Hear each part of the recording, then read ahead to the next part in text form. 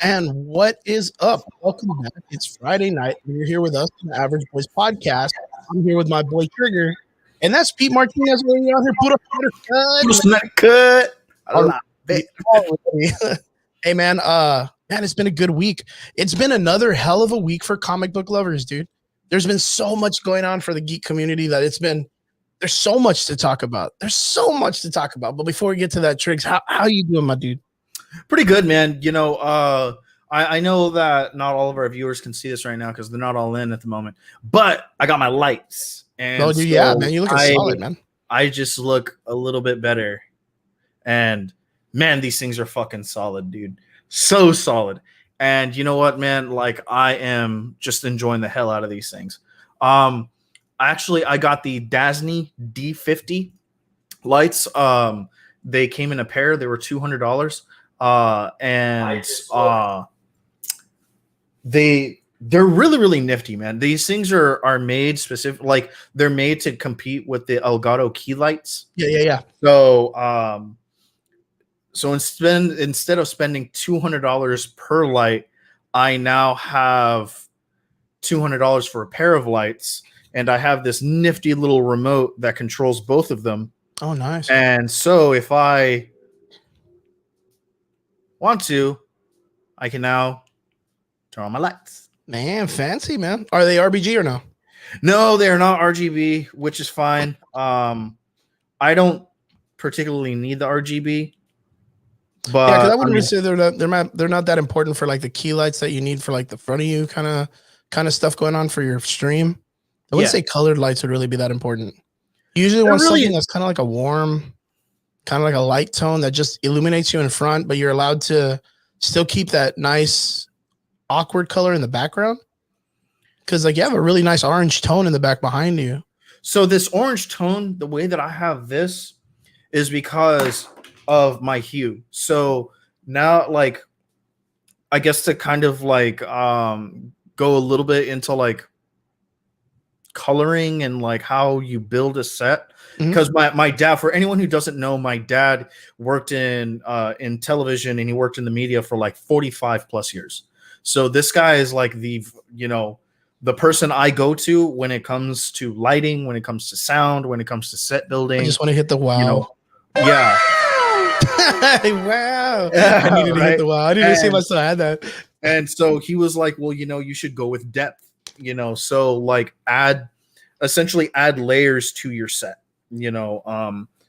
so first layer obviously being is my camera, second layer being my mic, third layer being me, and then fourth layer being, the rest of my room. Oh, very good. So my lights are trying to my key lights are essentially lighting my first three. So, or really just lighting me. I'm not trying to light my mic because you guys don't really need to see it. But, I have it in my shot. My hue brings light to my fourth set, to the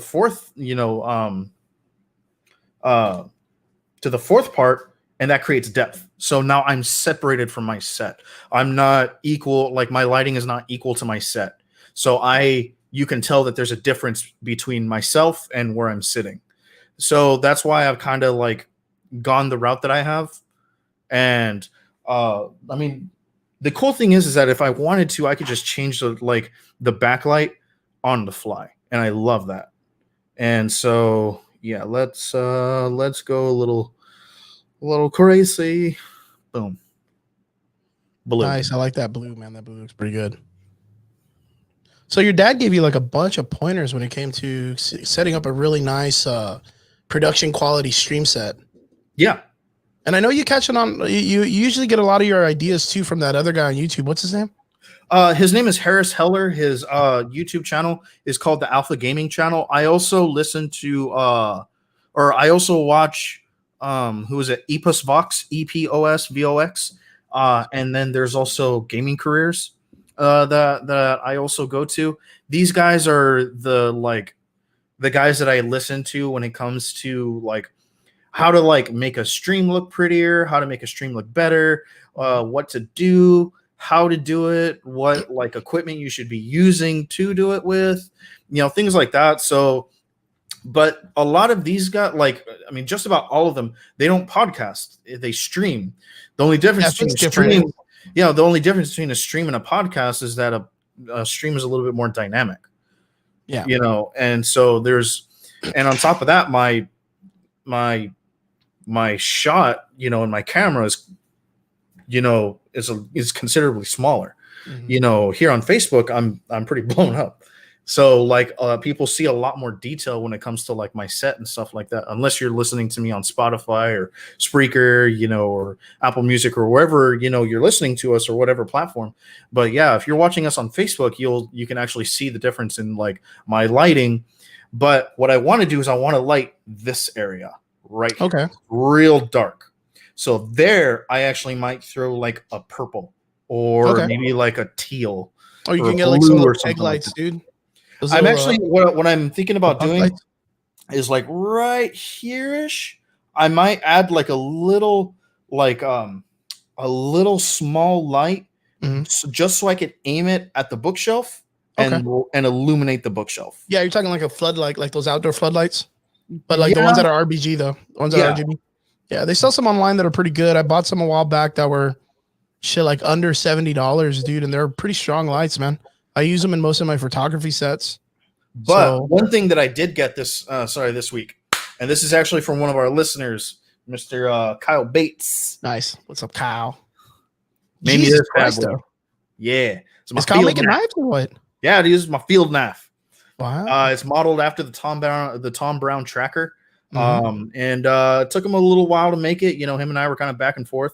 And I got it in, I want to say like Saturday or some shit like that. Sunday I was doing knife making for a little bit.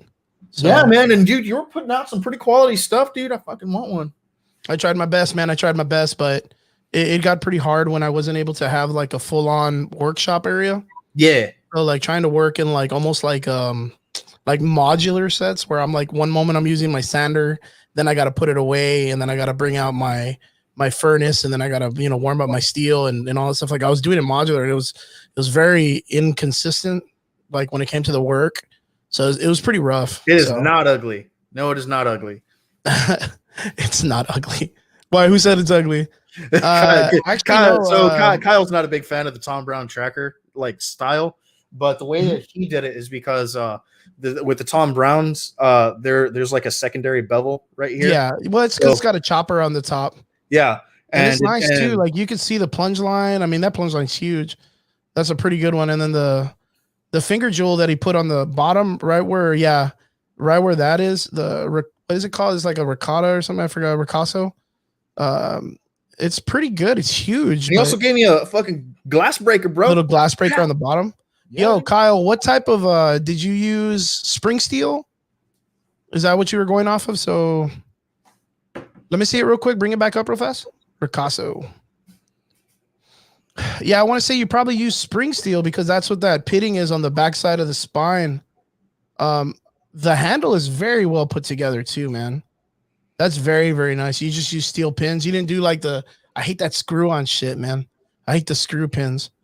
But very, very good, man. Shit, I may get you to build me something too, Kyle. There you go, man. Yeah, I might get you to build me something, man. I have a knife I've been wanting to actually I made me the design of it right here, actually.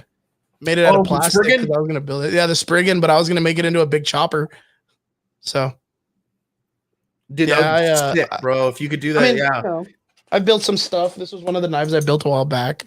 So I have this. I kind of repurposed the razor blade so that way I could kind of make it with a stop back, so that way it doesn't cut me or anything like that.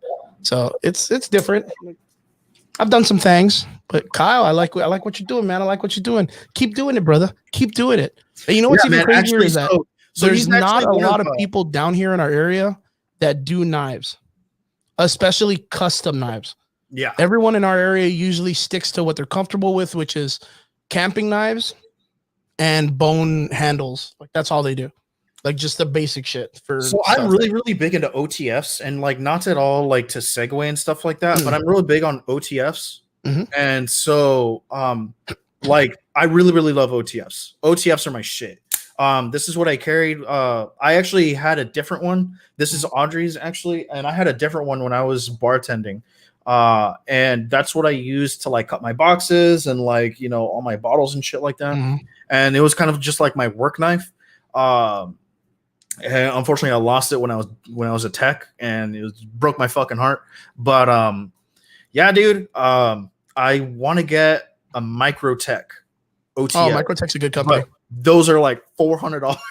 Yeah, they're pretty nasty, man. Yeah. You know what? Maybe I'll pay $400, but still, I was like, maybe we can reach out to. I have some of my friends that are part of this online forum on Facebook, and some of them have come out on Forge and Fire. no shit. Yeah, maybe we can bring someone on for a guest spot here, and we can talk knife making, since it's such a spectacularly new thing, especially in our area. And the reason why it's so hard in our area is because we don't get that type of steels. We'd have to special order it all the time because you can't generally get it from our area.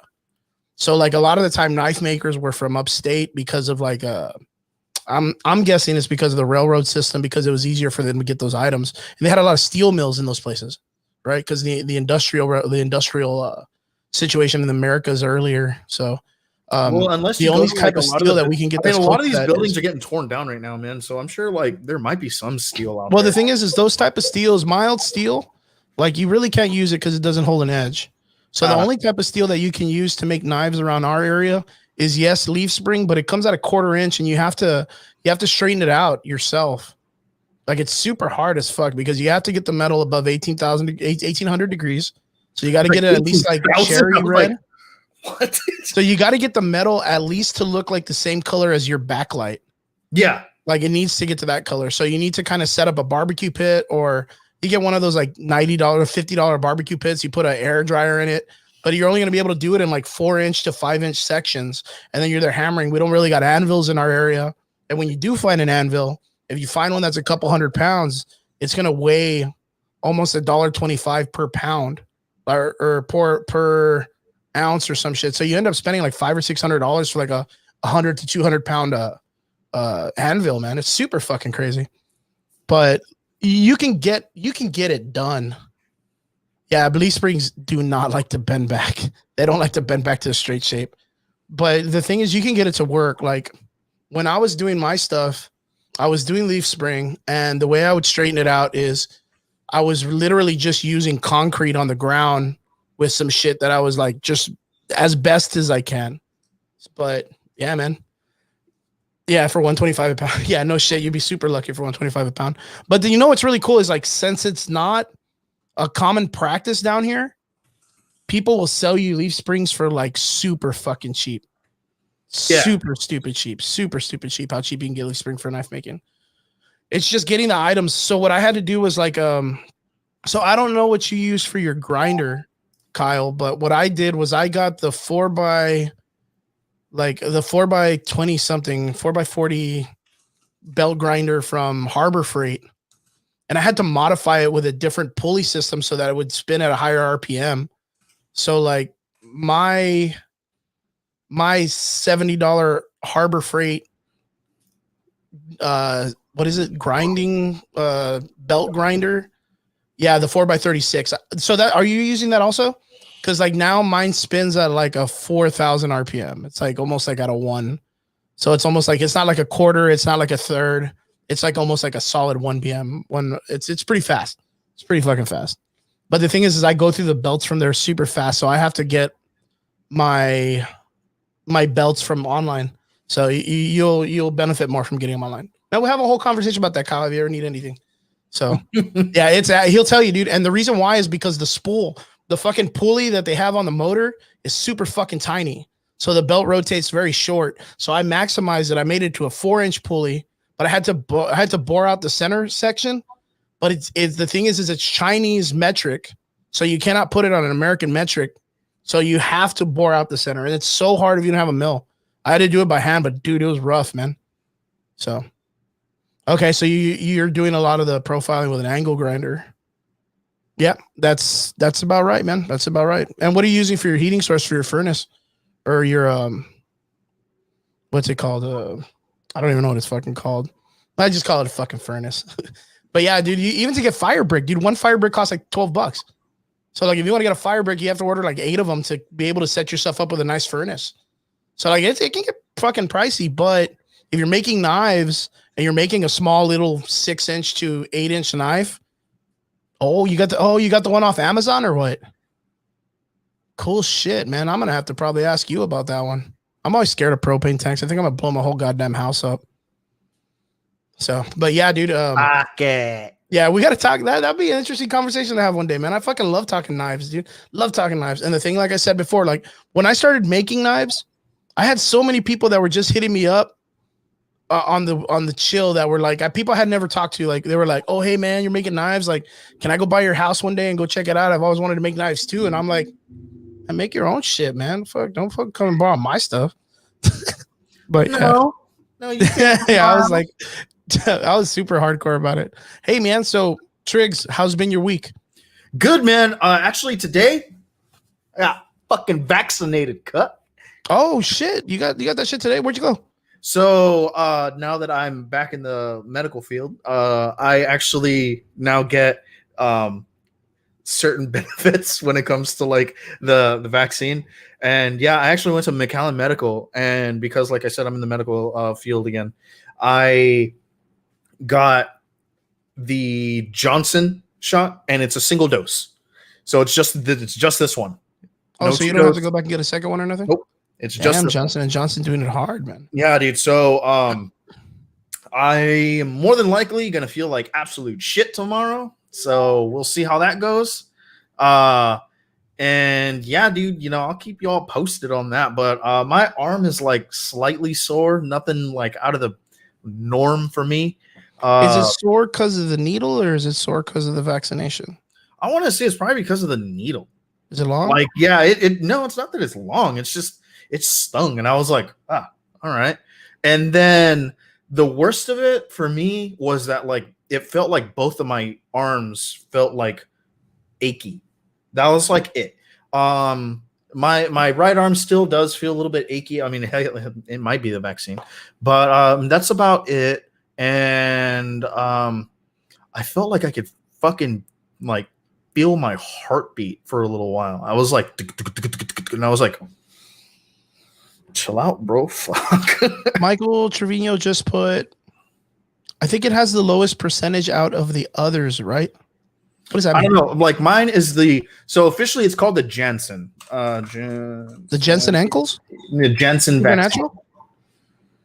Yeah, the Janssen vaccine or the Johnson & Johnson.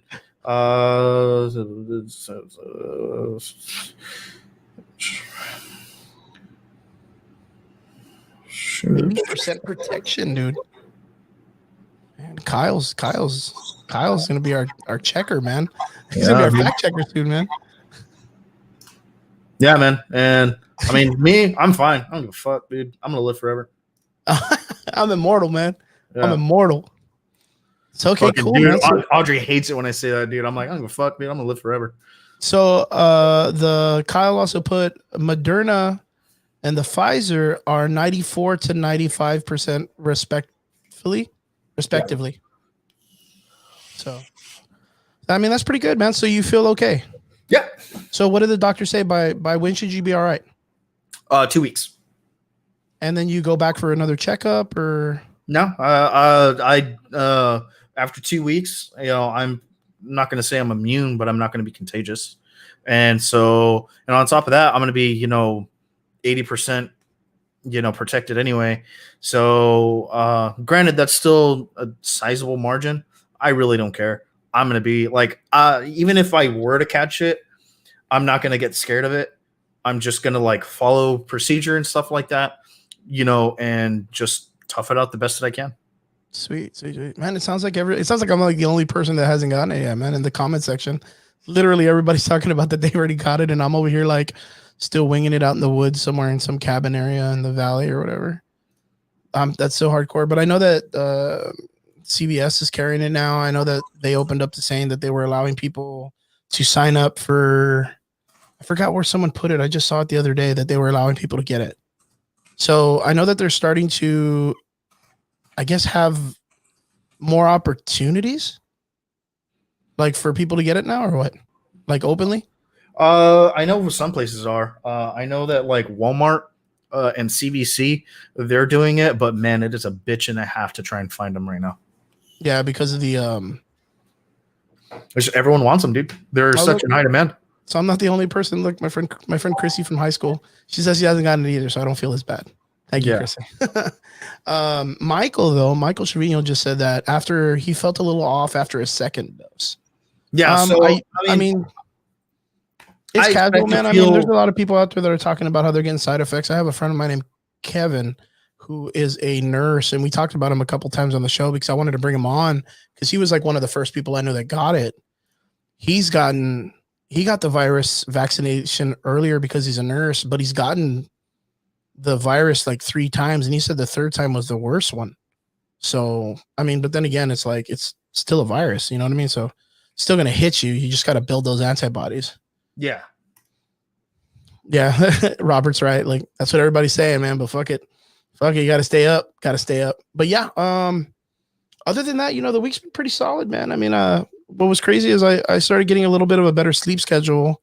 That's good, man. That's good. I started taking some really strong medication for a little bit, and I got kind of like wigged out on it. I don't really want to take it so much, so I'm just kind of like, coming back to it. I'm probably doing what all the other people do, what everybody else likes to do, which is chill out at night, put my iPad on, put some thunder and rain and all that good stuff, and try to listen to this kind of stuff to just cool me out. But it's been a crazy week for comics, man. It's been a crazy week for being a nerd, man. And it started off from last week. This week has just been a fucking one, especially really today. So today of all days. Before we jump through, Robert had told us this last week in the comments, but Zack Snyder also released a second variation of the Snyder Cut Justice League called Justice is Gray.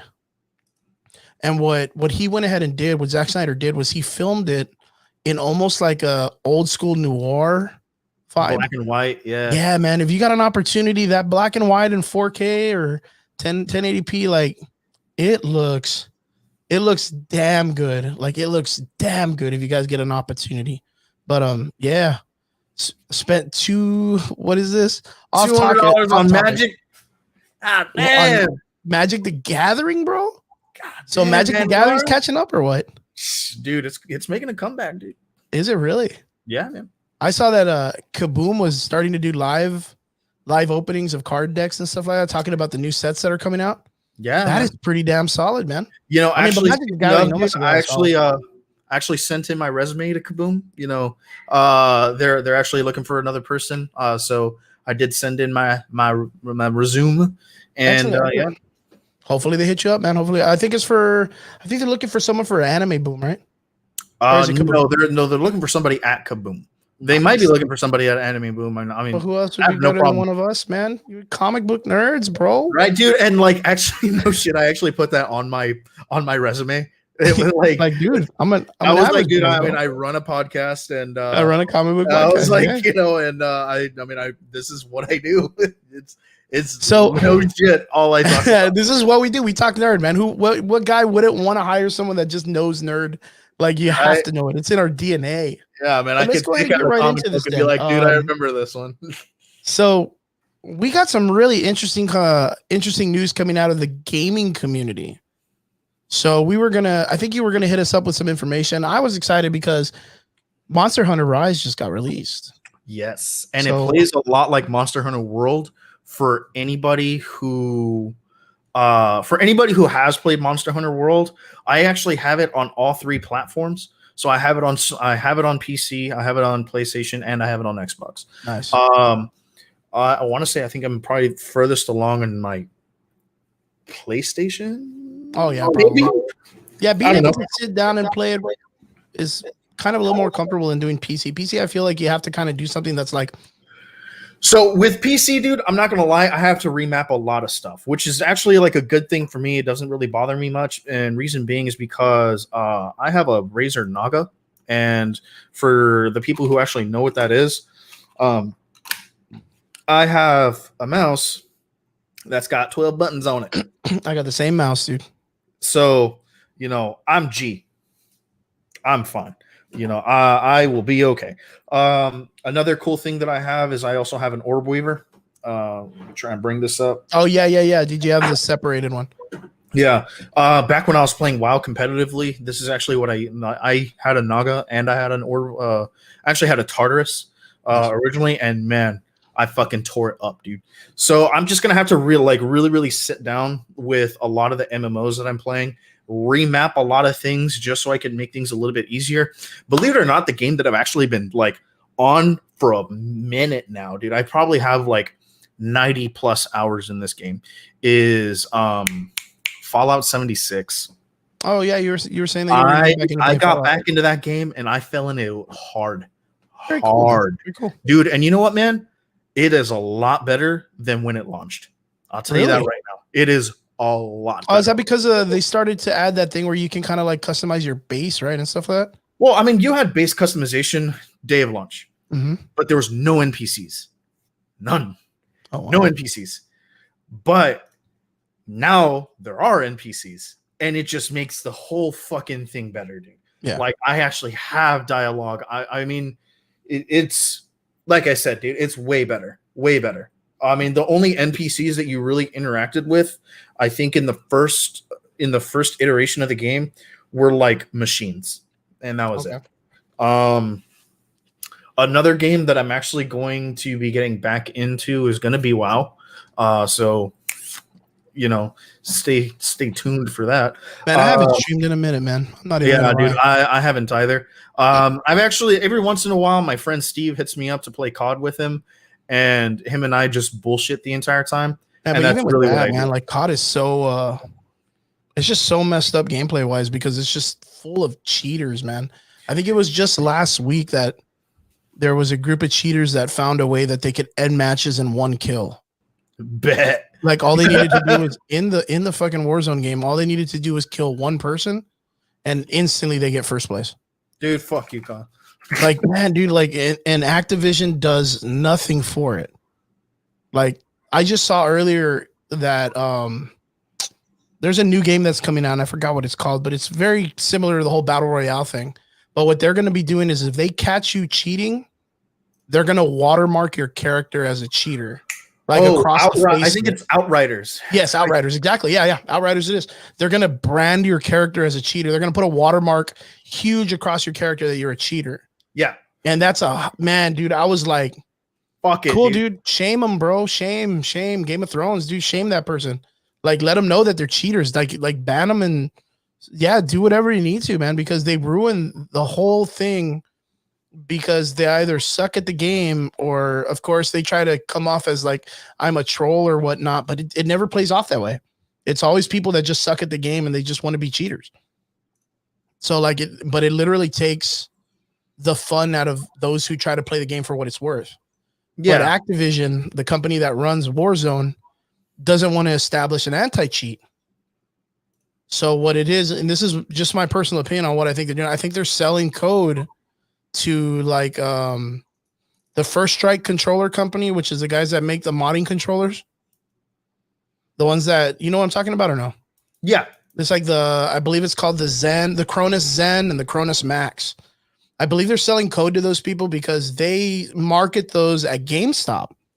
They market these like over-the-counter aimbot, no recoil, aiming assist things. That's a third party that you connect to your control, and you cannot catch them through the program, through the programming of the game. You don't have to change anything in your coding of your game because it just automatically goes through the modded pack that connects USB to your control.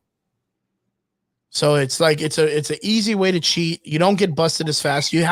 Someone would really have to sit down and study your videos to see if you're cheating. Yeah. And Activision ain't gonna do that shit. They're making billions of dollars, dude, on skins, man. Yeah. Like they're making billions of dollars on skins. They're not gonna take the time to do that. So I think they're selling code to get money off of people that are making those Zens. I mean, it only makes sense if they were getting money out of it, and that's why they're allowing it to happen. And that's why they don't want to establish like stopping cheaters. But then again, you get cheaters that are using those on those $10,000 tournaments with professional gamers. Mm-hmm.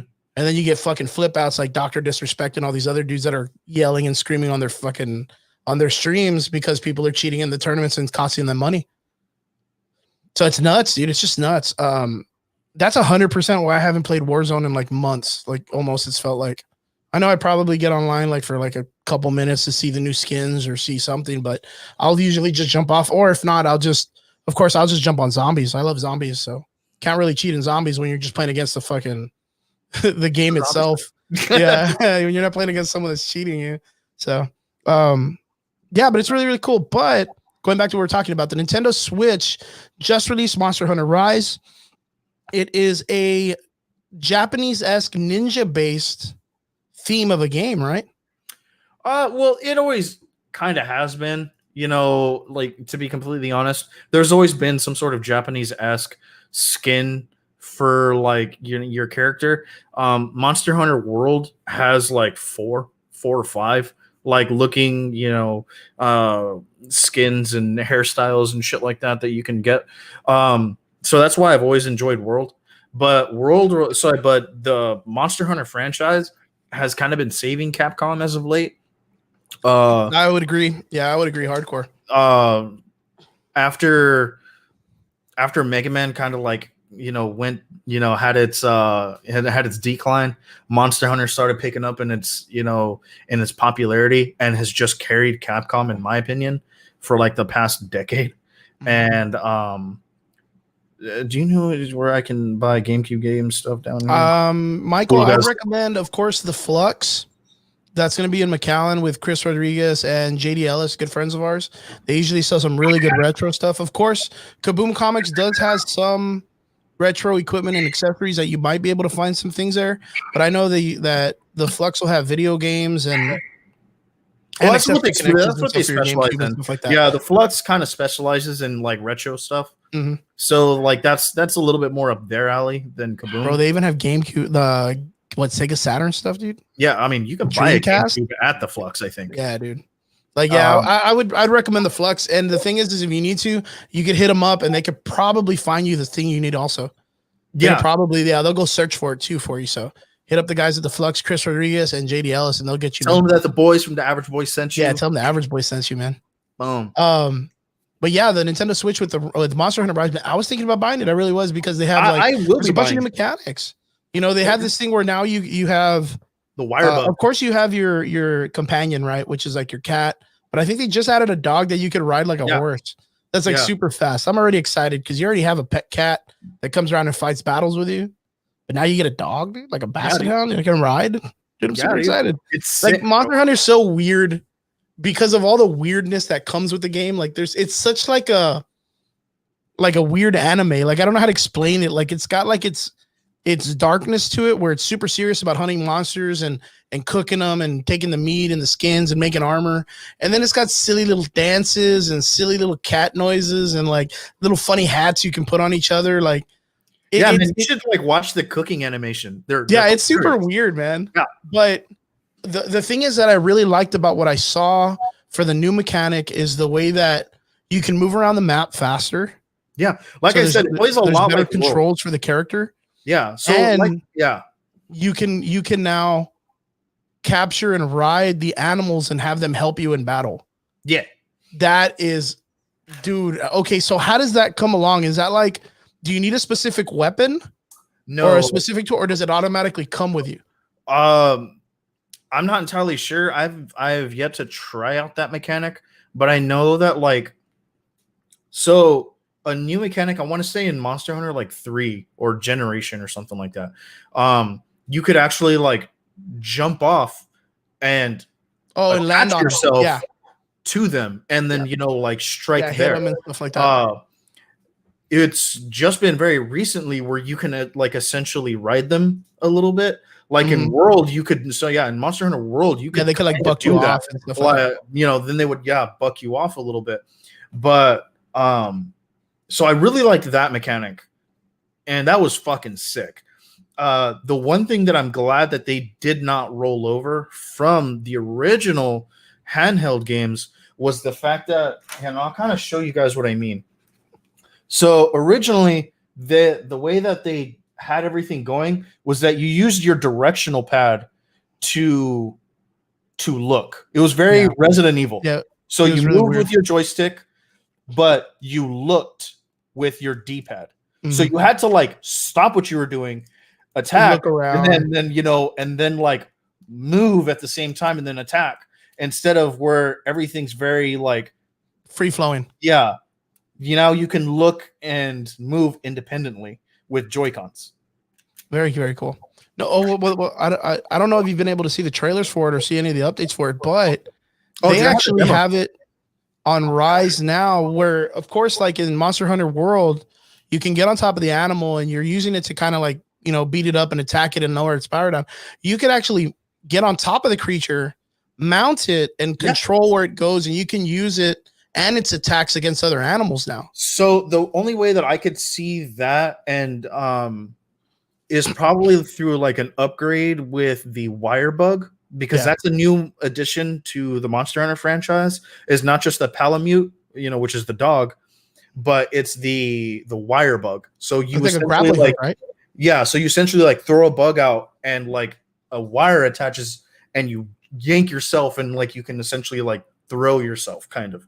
And then it's a bit of a Spider-Man effect. Yeah, I think they had that sort of thing in Monster Hunter World. But you could just all you could do is just like you could just swing. Yeah, that was it. You could just use it for swinging. Yeah, there was no like, you couldn't like use your hook to bring you to a monster in World. That's not how it worked. In this, you use a wire bug to bring you closer, and I think you can wire bug like the animal or something. Kind of use it as like reins. Yeah, that makes sense. That makes a lot of sense. Yeah, but I know that you said that you had some other information about the Nintendo Switch that was going to be happening. So this is kind of more geared towards the people who care about tech. All right, and what I mean by that is the people who know what goes into making a Nintendo Switch knows that the I forget what it's, the SoC, so system on a chip. The SoC that's made for, or that the Switch uses, is NVIDIA's Tegra X1 chip. Nice. They're discontinuing that chip. That means know that we're not going to get any more Switches. It possibly means that we're either one going to get a new model of it, or two, we're going to get an upgrade. People are really, really thinking it's going to be an upgrade with a model shift. Now, the Bloomberg reports have stated that it's going to be a 720 OLED screen, so your colors are going to look a lot nicer. Nice. But this new chip that they're going to put into it is also going to use DLSS, NVIDIA's DLSS software, which basically takes a image and compresses it and makes it look prettier and upscales to 4K. Oh, wow. So we should theoretically be able to get 4K docked mode with these new Switches. Wow, that's pretty fucking nice, actually. Yeah. Well, I hope they still continue to make the larger size Switch. Well, that's what's going to happen. Like they're going to make the new Switch is going to be bigger than that. Actually, it's going to be a 7-inch OLED screen. Wow. I think. Oh, and the regular one's like 5-inch, right? I think it's like 6'3". Yeah, I want to say it's like a 5 or 6 inch. If I can't remember, but I know it's a lot smaller than 7 inch. So that's actually really cool. But you know what? I kind of like the smaller screen because it makes it more portable. 7 inches, it starts to turn into like like an iPad. It's very, very weird for it to be 7 inches. I know it's probably like an inch more, but that's not too bad. But I don't know. You know, man, if girls don't complain, I ain't gonna. Shit. Wow.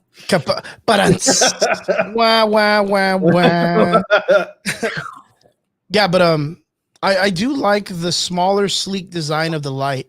But I wanted the light to be more consistent to what the original Switch looked like, where it had the removable controls, the docking set, and all that stuff.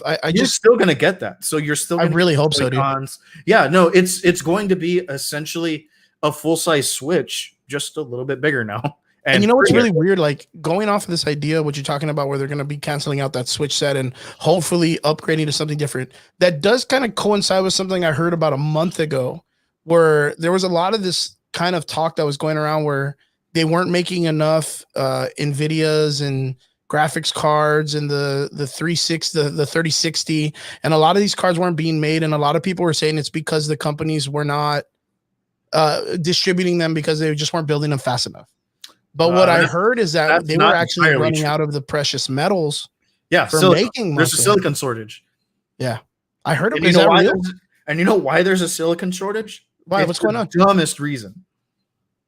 It's because they're all getting bought up by people who want to mine for Bitcoin right now. Oh, so so you're saying that the reason why is the supply and demand for them to buy the cards to mine for Bitcoin. Yep. But that'd have to be like, man, dude, who's dropping the cash to buy all that stuff? You have no fucking idea, dude. Yeah, like people can mine like in a month. Some people are mining like, you know, a Bitcoin and a half in a month, you know, 2 Bitcoin a month. Yo, and the Bitcoin thing is getting real big now that Elon Musk dropped some cash in it. Yeah. It got, what did he drop? Like, what was it, like 7 million or some shit like that? I can't remember, but yeah, dude, it was an outrageous amount. I dropped a bunch of money to Bitcoin. Yeah, dude, and as it is crazy, you can actually buy a Tesla with Bitcoin now.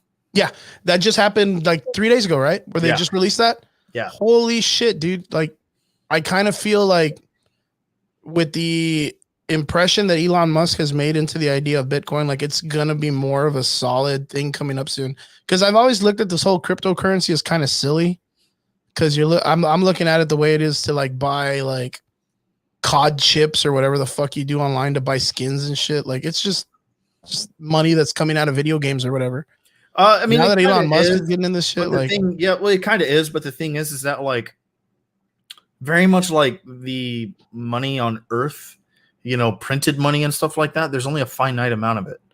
You know, granted, you can print more money, you know, and you can do it legally. Yeah, which is what they've been doing for years. Some ways, but there's only a finite amount of Bitcoin because there's only a finite amount of information out right now. So, like, that's why I'm kind of saying, like, you know, like people who are jumping on the Bitcoin train, like, I mean, cool, dude, go for it. I mean, there are other cryptocurrencies out there. Mm-hmm. No, I have. Are you taking it out, right, Michael? Never. Michael asks, speaking of Bitcoin, have you guys had the opportunity to drive a Tesla? No, I haven't. But if you put me behind a car that can go from 0 to 60 in 3 seconds, you won't be hearing much from me lately, man. Yeah, I will. You'll never see my ass again. Yeah, you'll never see my ass again, dude. Yeah. So no, I haven't had the opportunity, but hopefully sooner or later I will. It'd be nice. I mean, I like the idea of them making more pollution friendly cars, electric vehicles, and all this whole like thing going on. I know for sure that in our area it'll be a lot harder to get a car like that worked on. So like if you get a car like that and it breaks down, like the only thing you can do is take it back to the fucking the Tesla manufacturers. Yeah, the manufacturers, because there's no one that's going to be able to work on that shit down here. I want the truck one. That's awesome. That truck one looks like a tank, dude. it literally looks like the Warthog from Halo to me, dude. Every time, dude, like the original one with the old like Xbox graphics. Like, I love it, dude. Yeah, I fucking love it. I just want it in like a really badass like matte green. Yeah, I'm ready to go, bro. I'll put and drive it through every single hallway you can. I'll put a Gauss gun on the top, dude. I'll dress as Master Chief every day, dude. That would be so fucking funny, dude. Yo, so straight up, what else we got? DC, speaking of the Snyder Cut, here we go, Triggs. Have you seen the trailer for Suicide Squad yet? I have, and I'm not gonna lie, dude. I was kind of like, all right. It looks a little silly, but it looks fun. Yeah. But I don't know how to come off of it. Right off of like the Snyder Cut and them talking about redoing the DC universe and it being like a funny-go-lucky kind of film, and everybody complaining that when Joss Whedon did it, it was stupid, but now that James Gunn's doing it, it's awesome. I don't get the vibe. I get it, dude. You know, like I get that. That the first Suicide Squad was very supposed to be happy-go-lucky. No one But liked it was it. still a really dark fucking movie, and I fucked with it. This one just looks really fucking stupid. I'm gonna watch it anyway. But Okay, so my did you see the expectations are trailer not high. though? Huh? Did you see the new trailer they just released? Yeah, the Red Band. Did you see the last character to make an appearance at the end? Like the villain, when the guy's like, "We got kaiju." Oh, dude, Starro. Yeah. Starro is gonna be the fucking main villain in Suicide Squad. That's When gonna be in fun. actuality he was like the first villain of like the Justice League or Yeah. the Justice Society. Yeah, the Justice League. How do you feel about this? I thought that was a huge slap in the dick, dude. But whatever. I was slightly disappointed. I'm not gonna lie, dude. I have no idea what a group like the Suicide Squad's gonna do against something like Starro. Yeah. Like I don't feel they have a fucking power set that could stop something like that. But I'm not gonna lie, knowing now who Sylvester Stallone is playing, It's hilarious. like that he's the what is it? He's fucking Shark. King Shark. Yeah. And the way that they made King Shark look, so tell me, did you not get the fucking who the fuck's is Starro? Kyle, stop it, Kyle. Starro is like this intergalactic starfish that comes from space, but he's like a telekinetic, like or like what's that shit? He's a that Jean Grey is? telepathic. Yeah, he's telepathic, but he's like when they get to full size, they are uber telepathic, like worldwide control. But he is very well known as being like, yeah, like one of the first major. It would be like the consideration of like the monsters that they would do in the old Marvel universes. That's why he's such a big character. That's why he comes out of the ground and he's like destroying buildings and all this stuff. Because he was like the way that when they first introduced Groot, or if you look at any of the Monster Squad characters that they used to do in Marvel back in the day with the Fantastic Four, Starro is very much like that in the Justice League universe. But if I'm not mistaken, in his comic book when he first came out, didn't he have like a bunch of little Starros also? And they were just like setting them all out all over the place, like taking over people's minds and stuff. Or was it just him? I can't remember because it was so old. Like that was the thing. Like they gave a really nice nod to him in the Justice League Snyder Cut. We just talked about that last week when he goes off and grabs one of the dudes and the little starfish comes out of Steppenwolf and it gets on the guy's face and gives him information. Of course, Zack Snyder made it a robot, but in actuality, it's just it's just a fucking weird starfish from space. And in actuality, I don't even think it's evil. Like, I don't think it's evil because right now they have baby Starro in the comics, and it's like Batman's training it to be a Robin practically. He trains have to everything shake my to be face a at that fucking too, Robin, dude. I don't even know how to explain it. Yeah, but, dude. Everybody to him is a fucking Robin. Yeah, everybody. It's just a really weird, a very weird character to bring out on the Suicide Squad. Like, and a lot of the other characters, like I kind of feel like, yeah, I'm so confused. Like they brought out Weasel, which is the spots guy, the dots. I forgot his name. Like they brought out all these weird characters that James Gunn is gonna murder the fuck out of. Yeah, Like I'll tell you that right now, dude. They're all cannon fodder. They're all gonna get murdered except for like the main four. yeah. Idris Elba, Margot Robbie, John Joel Cena. Kinnaman, and like maybe Michael Rourke might survive. Maybe, dude. I know King Shark's gonna survive because King Shark Yeah, at the very end, the very end of the trailer when Starro's coming out of the ground and he's there with like a piece of meat and he's just looking at it go up.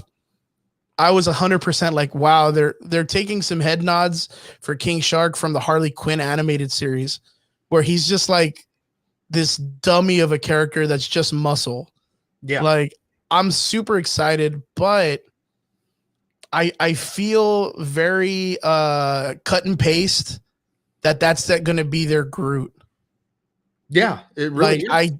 I 100% am not gonna like that, dude. Like I already kind of felt like very like for reals, dude.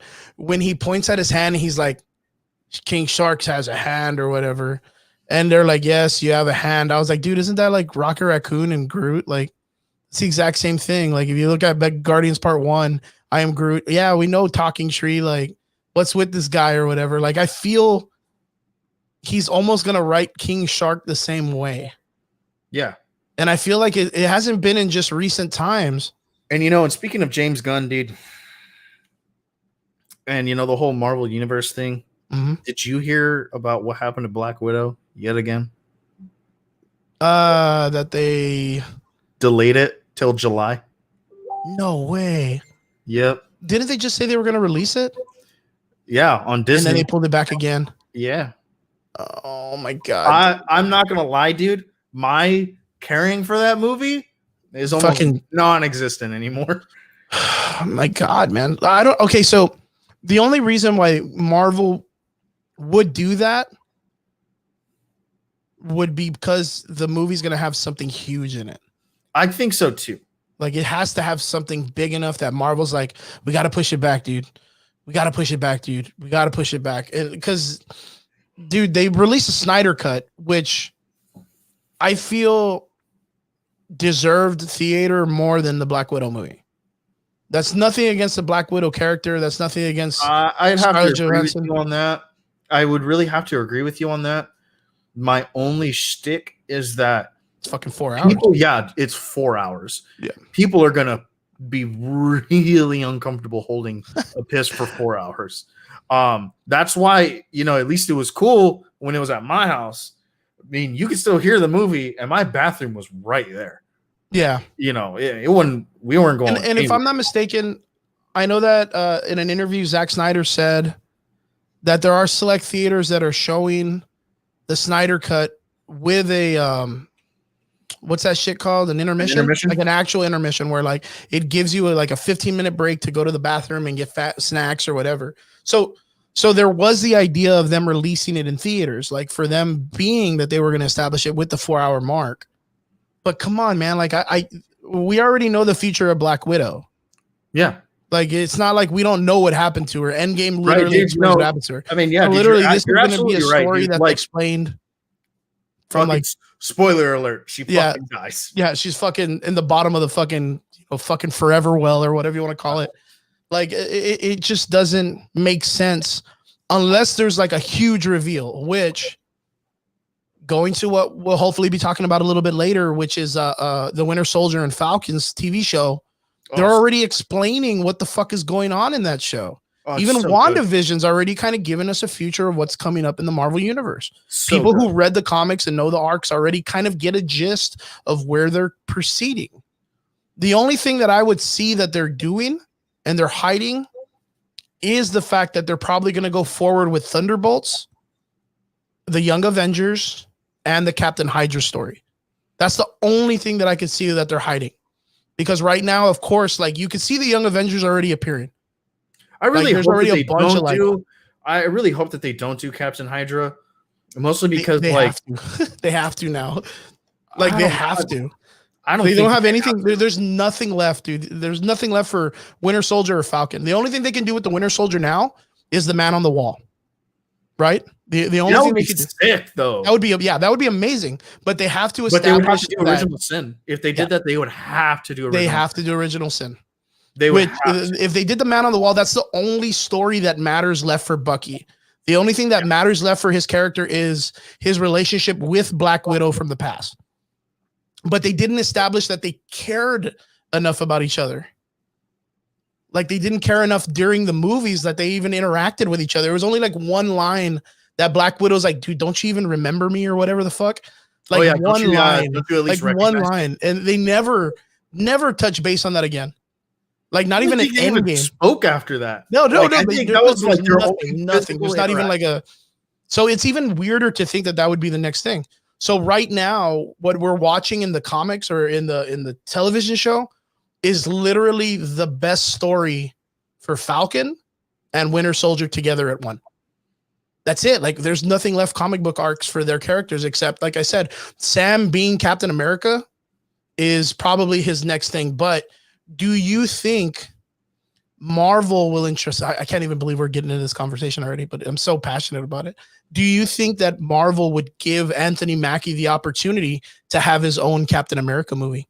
No. I do not fucking see it. No. I don't see it. They were willing to sacrifice him for Disney Plus so that he does not get his own Captain America film. The only thing is that like I see where a lot of people are going to be like, but why not? He's such a good character. Yeah, dude. There's nothing left. But so there's nothing left of him. There's nothing left of his character in the comics, man. The only thing that they haven't touched base on is like that. What like he dated? Who did he date? She-Hulk or what was it? Or no, he dated Captain Marvel.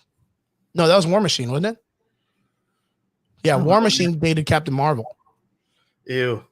Yeah, I know. It's very weird.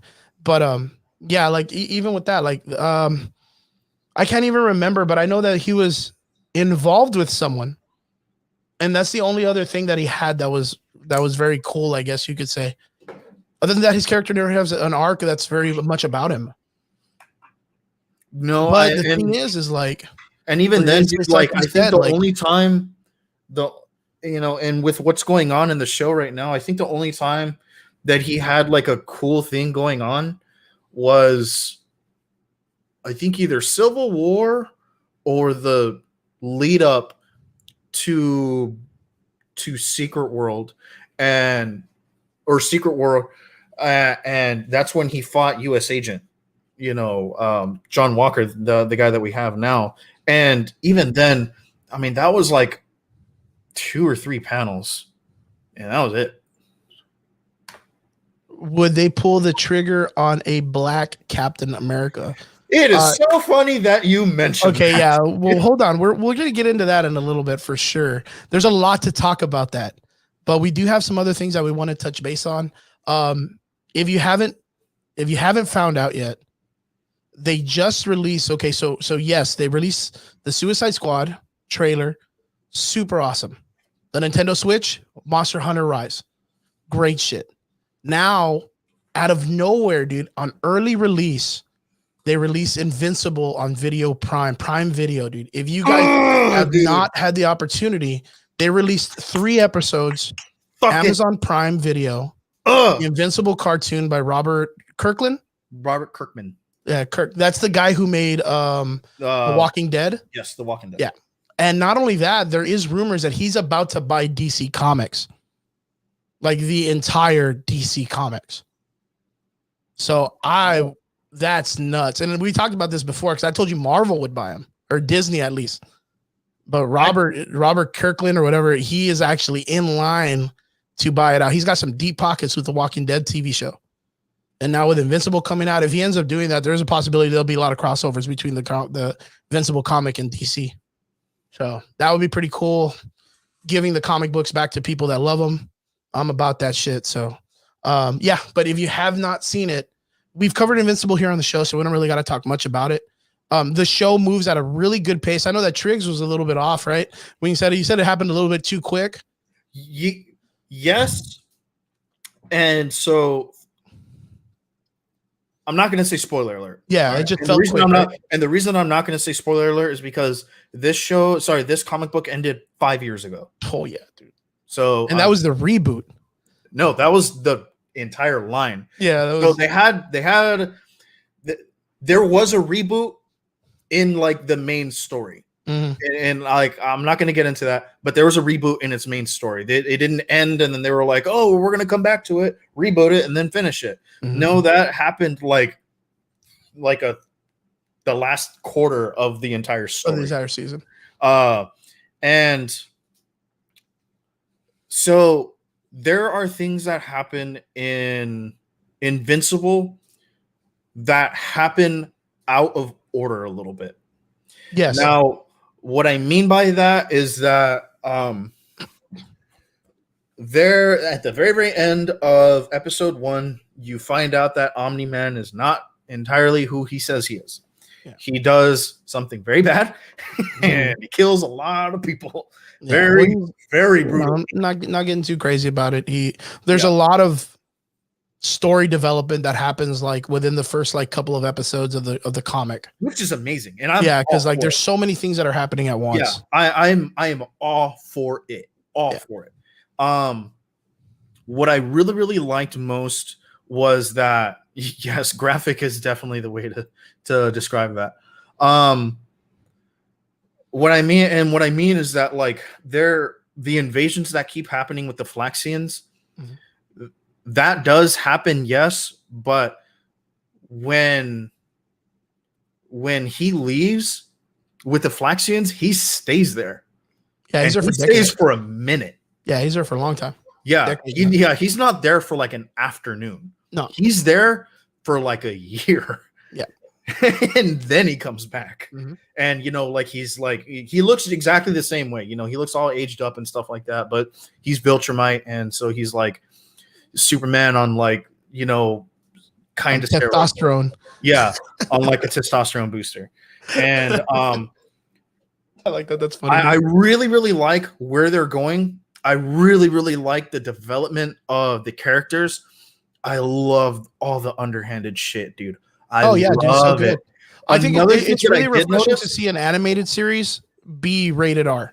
Oh, I love it. You know what I mean? Like we're used to it. Like we got it really well with The Boys when The Boys came out, but like I feel like this is very refreshing because it's drawn in like the old like almost like the Justice League, like very streamlined character development. Like it's very drawn like those old like early 2000 Justice League's animated cartoons, right? Like the Unlimited Justice League Unlimited. But to see the characters be as graphic as they are, dude, it's so fun. It's so fun. But yeah, definitely, guys. So like, if you have Amazon Prime, you get Amazon Prime Video, you have to watch it. Also, I do recommend what is it? American Gods, if you haven't seen it. American Gods. It's very graphic too, but you have to be an adult about it. But it's really, really good story wise. So there actually was some gender changes as well in Invincible. So Green Ghost is actually male in the comic book. Also in the comic book, their deaths are literally on a single page. That's it. Yeah. And all it is just a bunch of splash panels of the effect. And that's it. And even then, the effect isn't even all that graphic. It's just you know what, dude? Without getting into any spoilers, I really liked how the cartoon kind of gave a little bit more to the team rather than the way the comic book portrayed them to be like fucking paper. You know what I mean? Like they're actually like putting up a good fight. Like I like that. You mean the Guardians? Yeah. Like I like that scene when I don't want to say anything else, but like I like that they gave it a little bit more than the comic book did. Because the comic book was like I said, I mean it was like 2 pages. It made them just look like paper. It made the heroes of Earth look like weaklings. Oh yeah, and like they were like super underpowered. And this, like, dude, it's good. It's good. It's really, really good. It's really good. They give him the business. Like it's one of those things. Like when I'm watching it, I'm kind of like, you know what? Like I can be fans of these characters because it can change in any direction. But yeah, if you guys do get a chance, Amazon Prime, Invincible just came out. They dropped 3 episodes. It's early. We were totally caught by surprise. We didn't even know it was out. So if you guys get an opportunity, we've been telling you guys about it for months. Go check it out. So fucked because I was on YouTube and Variant Comics was like, oh, the history of Invincible. And I was like, okay, cool. Like they're like where is out of nowhere about Invincible. And actually, so super funny. And I actually heard about this, and this is from the man himself, the GOAT, Rob Jefferson. The reason that he has not covered Invincible is because there is an embargo with Image Comics, and they do not want any YouTuber covering Invincible, which is dumb. And they DMCA your shit. They tell you to take it down. And that's why he was like, I have one and I'm going to keep that one. And when they ask me to take it down, I'm going to take it down. That's it. I'm not going to fucking lose monetization on my channel. Fuck Image Comics, man. Yeah. And so when I saw Variant do it, I was like, oh shit, okay. And I was like, well, I mean, I already know everything there. I mean, there kind of is to know. And then they were like, and with, the early release of Invincible, I was like, and this is done? Excuse me? You were like, excuse me? Going to Prime. I was like, what? And I got on my phone, Amazon Prime, and I was like, oh my fucking God, it is out. Chris. Yeah, I was like, you hit me up and I was like, what? And I was like, I automatically went to it. I was like, I have to watch this shit now, dude. Yeah. No, it was really cool to watch. I have to tell Chris. And all the voice actors that they've chosen are so good, dude. Like, so if you guys get an opportunity to go check it out. J.K. Simmons is the perfect Omni-Man. Oh, dude, yeah. Well, not only that, the fucking dude from Glenn from Walking Dead plays is Mark Grayson. Yeah, he plays the fucking main kid. He plays Invincible, and he's such a good actor with it. So yeah, guys, go check it out. It's super good. We're about to throw you the biggest curveball because we haven't talked about this in a while. But in retrospect of what it is, I'm wearing my sweater in honor of it. But we have some really big news for the guys in the anime world. We finally got a release date for the 3 Heroes movie for the next My Hero Academia story, which is going to release in August.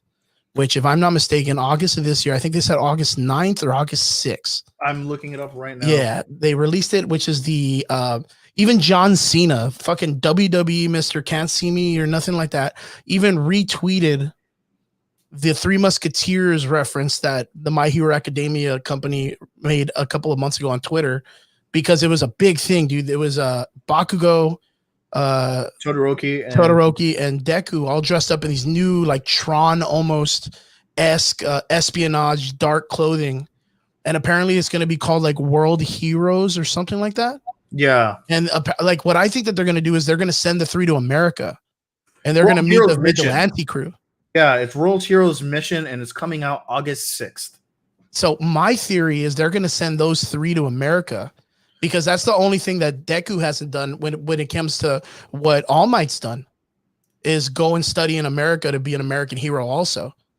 So like when All Might did it, he got all this, recognition and all this work in.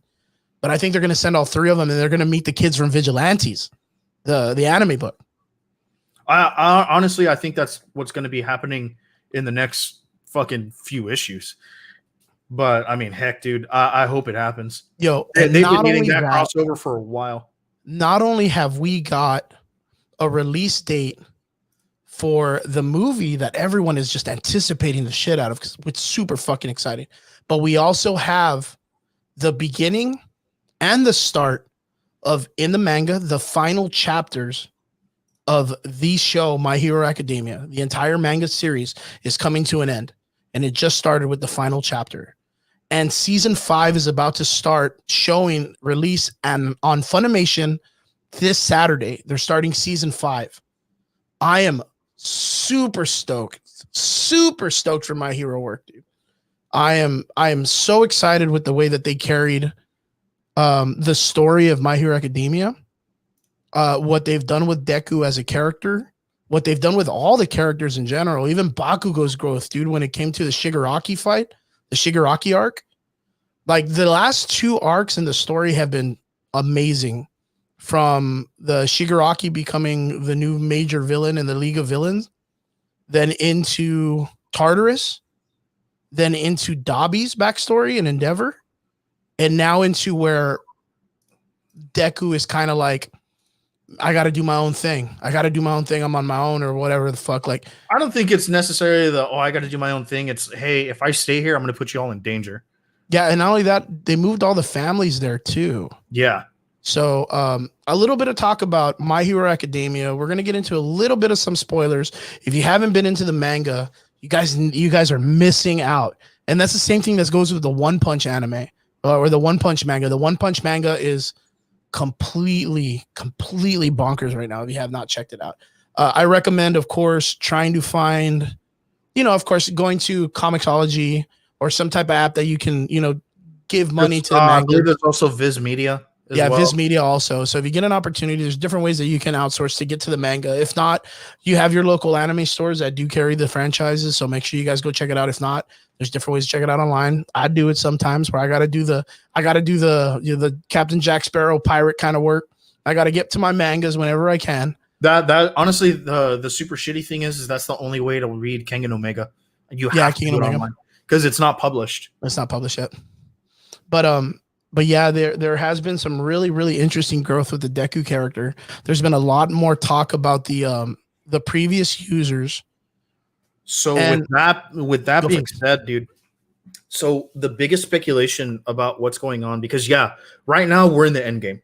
Like that is like no shit.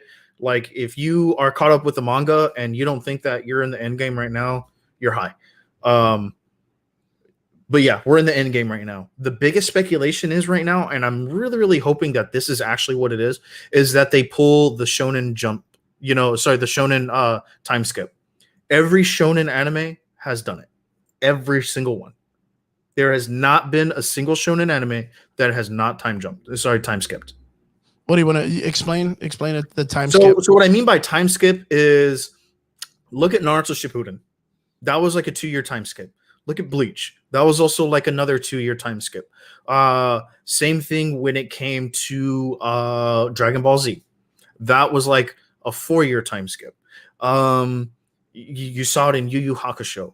You saw it in Inuyasha. You saw it in fucking even Hunter x Hunter. All of them have a time skip. All of them. Okay. And so you're talking about the idea of them giving them like where you have like of course Alchemy Studios Online just put the final act, right? Yeah. So you get this opportunity that you take the arc of the show and you finally give it a definitive end, but then you revisit the franchise several years later, but you've had the opportunity for it to grow in a different path. And the characters have grown up. What I mean is there's a time skip in the actual story itself. Mhm. So let's say the manga ends, let's say in a year, right? Next year or so, manga ends. Next issues come out, but it's no longer called My Hero Academia. Now it's called like My Hero Rising or some shit like that. I have no idea. I'm just spitballing here. But Deku is now 18 and he's now like a vigilante, or they've done away with like hero licenses altogether. Who knows? But there's a time skip, and now he's not 16 anymore. He's now 18 or he's 19 or something like that. And he has a full grasp on his powers or something like that, new abilities. And, maybe like the overarching bad still hasn't been taken down, or one of them has. But now like the true bad is finally making like its actual presence known. Now, they always did that. Now, what's really crazy is that going with the idea of the time skip, like a lot of shows that you say like the shonen style, they have a tendency, in the shonen style would technically be like the animes that win by hope, or by like there's always like a very hopeful friendship, the power of friendship. Like they have all like those really morally ambiguous like winning systems that go right. Like they're very morally driven. So that's what makes a shonen anime. And most of them follow like a specific hero's journey and blueprint. And the time skip is a very important part to it, because it's the development of the maturity of the character, right? Yeah, and they did that in Black Clover. They did that in Fairy Tail. Like you see it all the time. All the time. Well, with what's going on, like a lot of people in are anime like, right now, you don't think that there's a possibility that, of course, the creator of My Hero Academia takes a lot of freedoms from Western I do. I mean, yeah, dude. I mean, look at All Might. Yeah. All Might is, the like he's like a correlation of everything, like Superman, like Captain America, like everything that is every main character in every franchise. But yeah, I mean, if Captain America and Superman had a love child, it'd be All Might. Like right now, like Alchemy Studios putting in the comments, he put about this recent panel of Deku on top of the gargoyle as a reference to Jim's Art's Batman, right?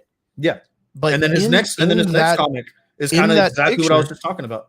Yeah, in that picture, there is a small time skip of him after what he chose to do after, and that's kind of what people are kind of like picking up on. They're like, and so even I actually started doing some research on this, and I still haven't found it.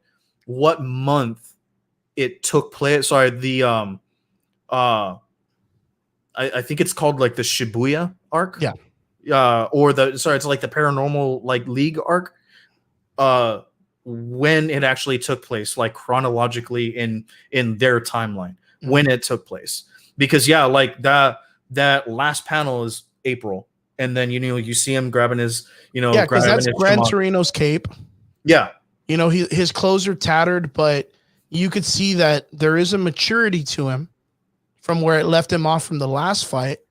And when he comments about there being a big villain, there's no enthusiasm in it as the way it was in the very first panel of My Hero Academia in the first season, when he sees the big giant guy that fights Mount Lady and Kamui Woods. Like when they fight those characters the first time, like he's super excited. He gets his notebook. Oh, that's a big villain over there. It's a very big reference to the character's growth from the first to now, and how there's no like the excitement. Passion is almost gone. The disappointment is there. Well, yeah, and a lot of people are starting to think that so spoilers a little bit, guys, is that's because of one of his quirks. And the brand new quirk that he just developed, or that we saw him develop, was the danger sense, which is essentially the Spidey sense quirk, for him. Is that he's always kind of knows when the danger is going to happen or how it's going to happen or something like that. Granted, they have not gone into any detail about his quirk or that quirk, to be specific.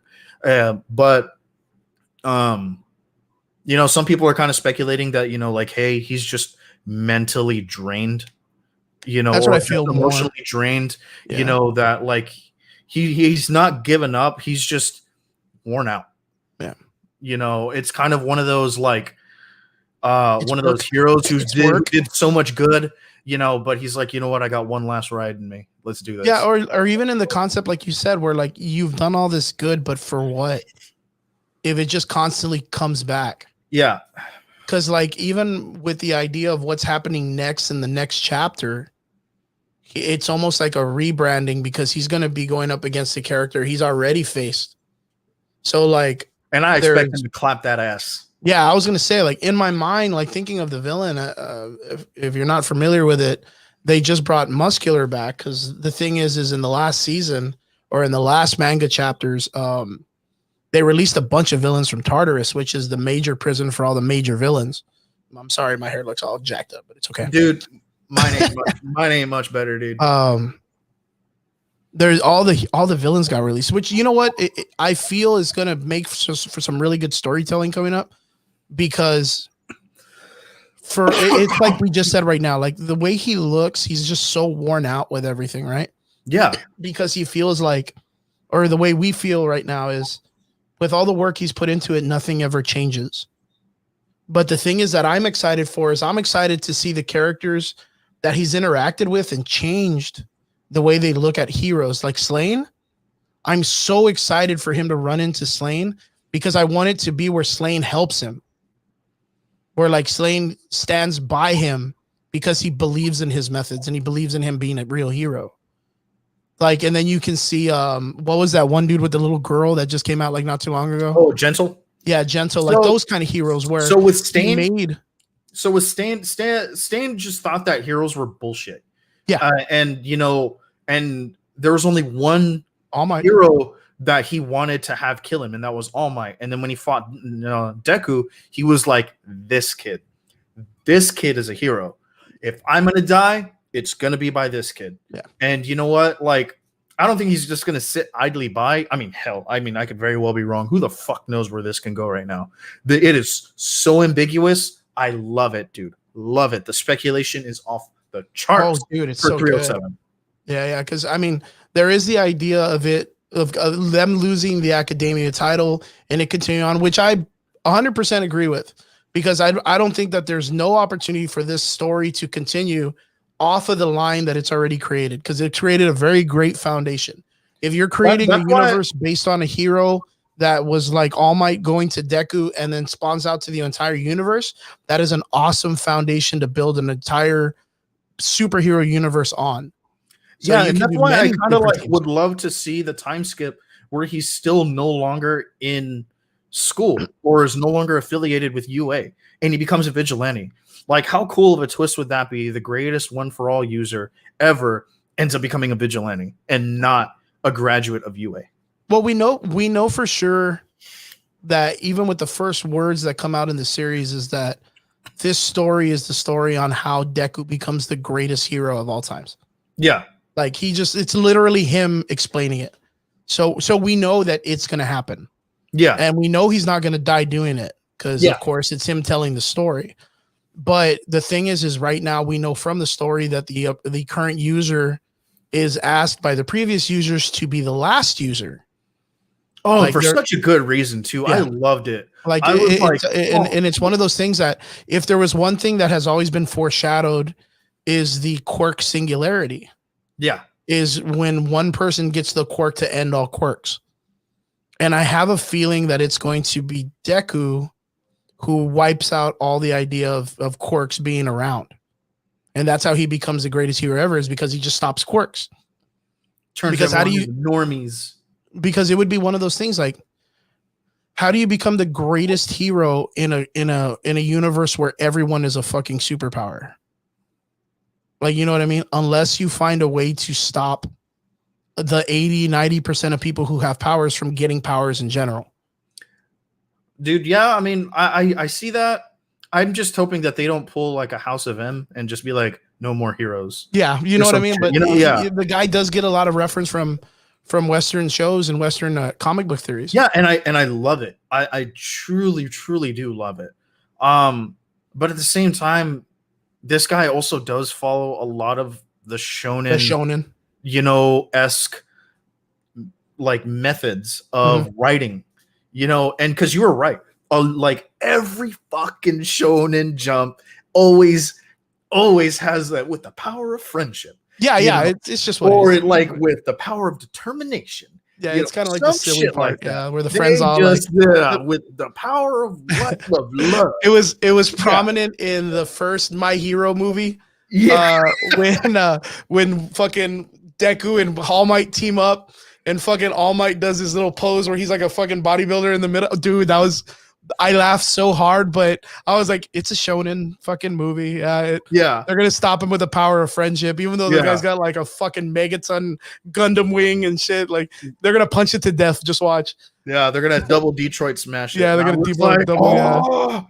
Dude, but still, nonetheless, like, I have to say this, you know, when it comes to voice acting, I have still never, ever heard the just raw emotion when it came to the United States of Smash scene. Oh, dude, fuck yeah, man. That like I have no shit with all the we were talking a little bit about it before we started the show, and we're not going to get into it because it's got a lot of drama behind it. But when I heard that it was Chris Sabat that was the voice of All Might, there was a part of me that was kind of like, oh man, this is gonna suck because of all the stuff that was going on, right?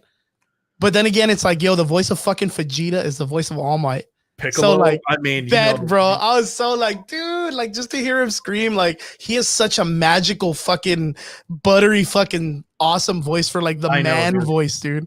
Chris Sabat, like, dude, shout out to that motherfucker. Such an man, awesome I voice. love that. Oh, I didn't put my back into it that time. I was like, yes,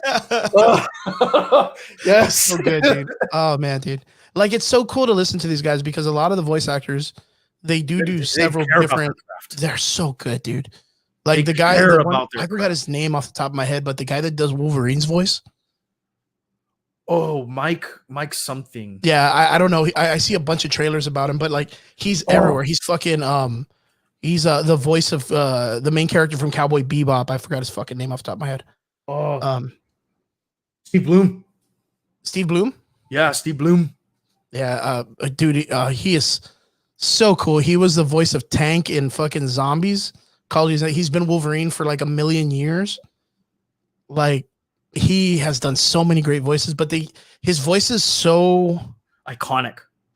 Yeah, that's the best way to put it. Like I wish I could do that, like as a profession myself, like have that type of because like us working with our voices, doing podcasting and doing videos and stuff like that. I think all of us have our own critique of what our voice sounds like. Yeah. So Steve Bloom has been like the number one voice for Wolverine. Yeah, And- definitely. Yeah, fuck yeah, dude. He's been the voice like for such a long time. I mean, not to say that he's like the number one voice because Well, he's been. I mean, like he's if you basically the want Mark to Hamill. talk rankings, like Well, Josh no, Young like Bosch, John Young Bosch is up there too. Well, And I not know, even but to what I mention mean is that for the character, like he's like Mark. yeah, Hamill for when it the comes character to- Wolverine.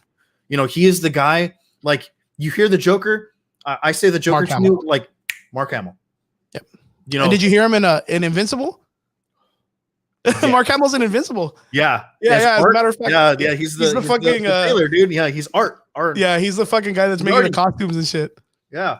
But yeah, like I it's so cool to know like that the guy who does Vegeta is also doing the voice of All Might, and he does it so well because there's no distinct, like when you listen to All Might's voice, you cannot compare him to other voice actors or voice listening or voices in different animes. Like he has his own distinct voice, which is amazing.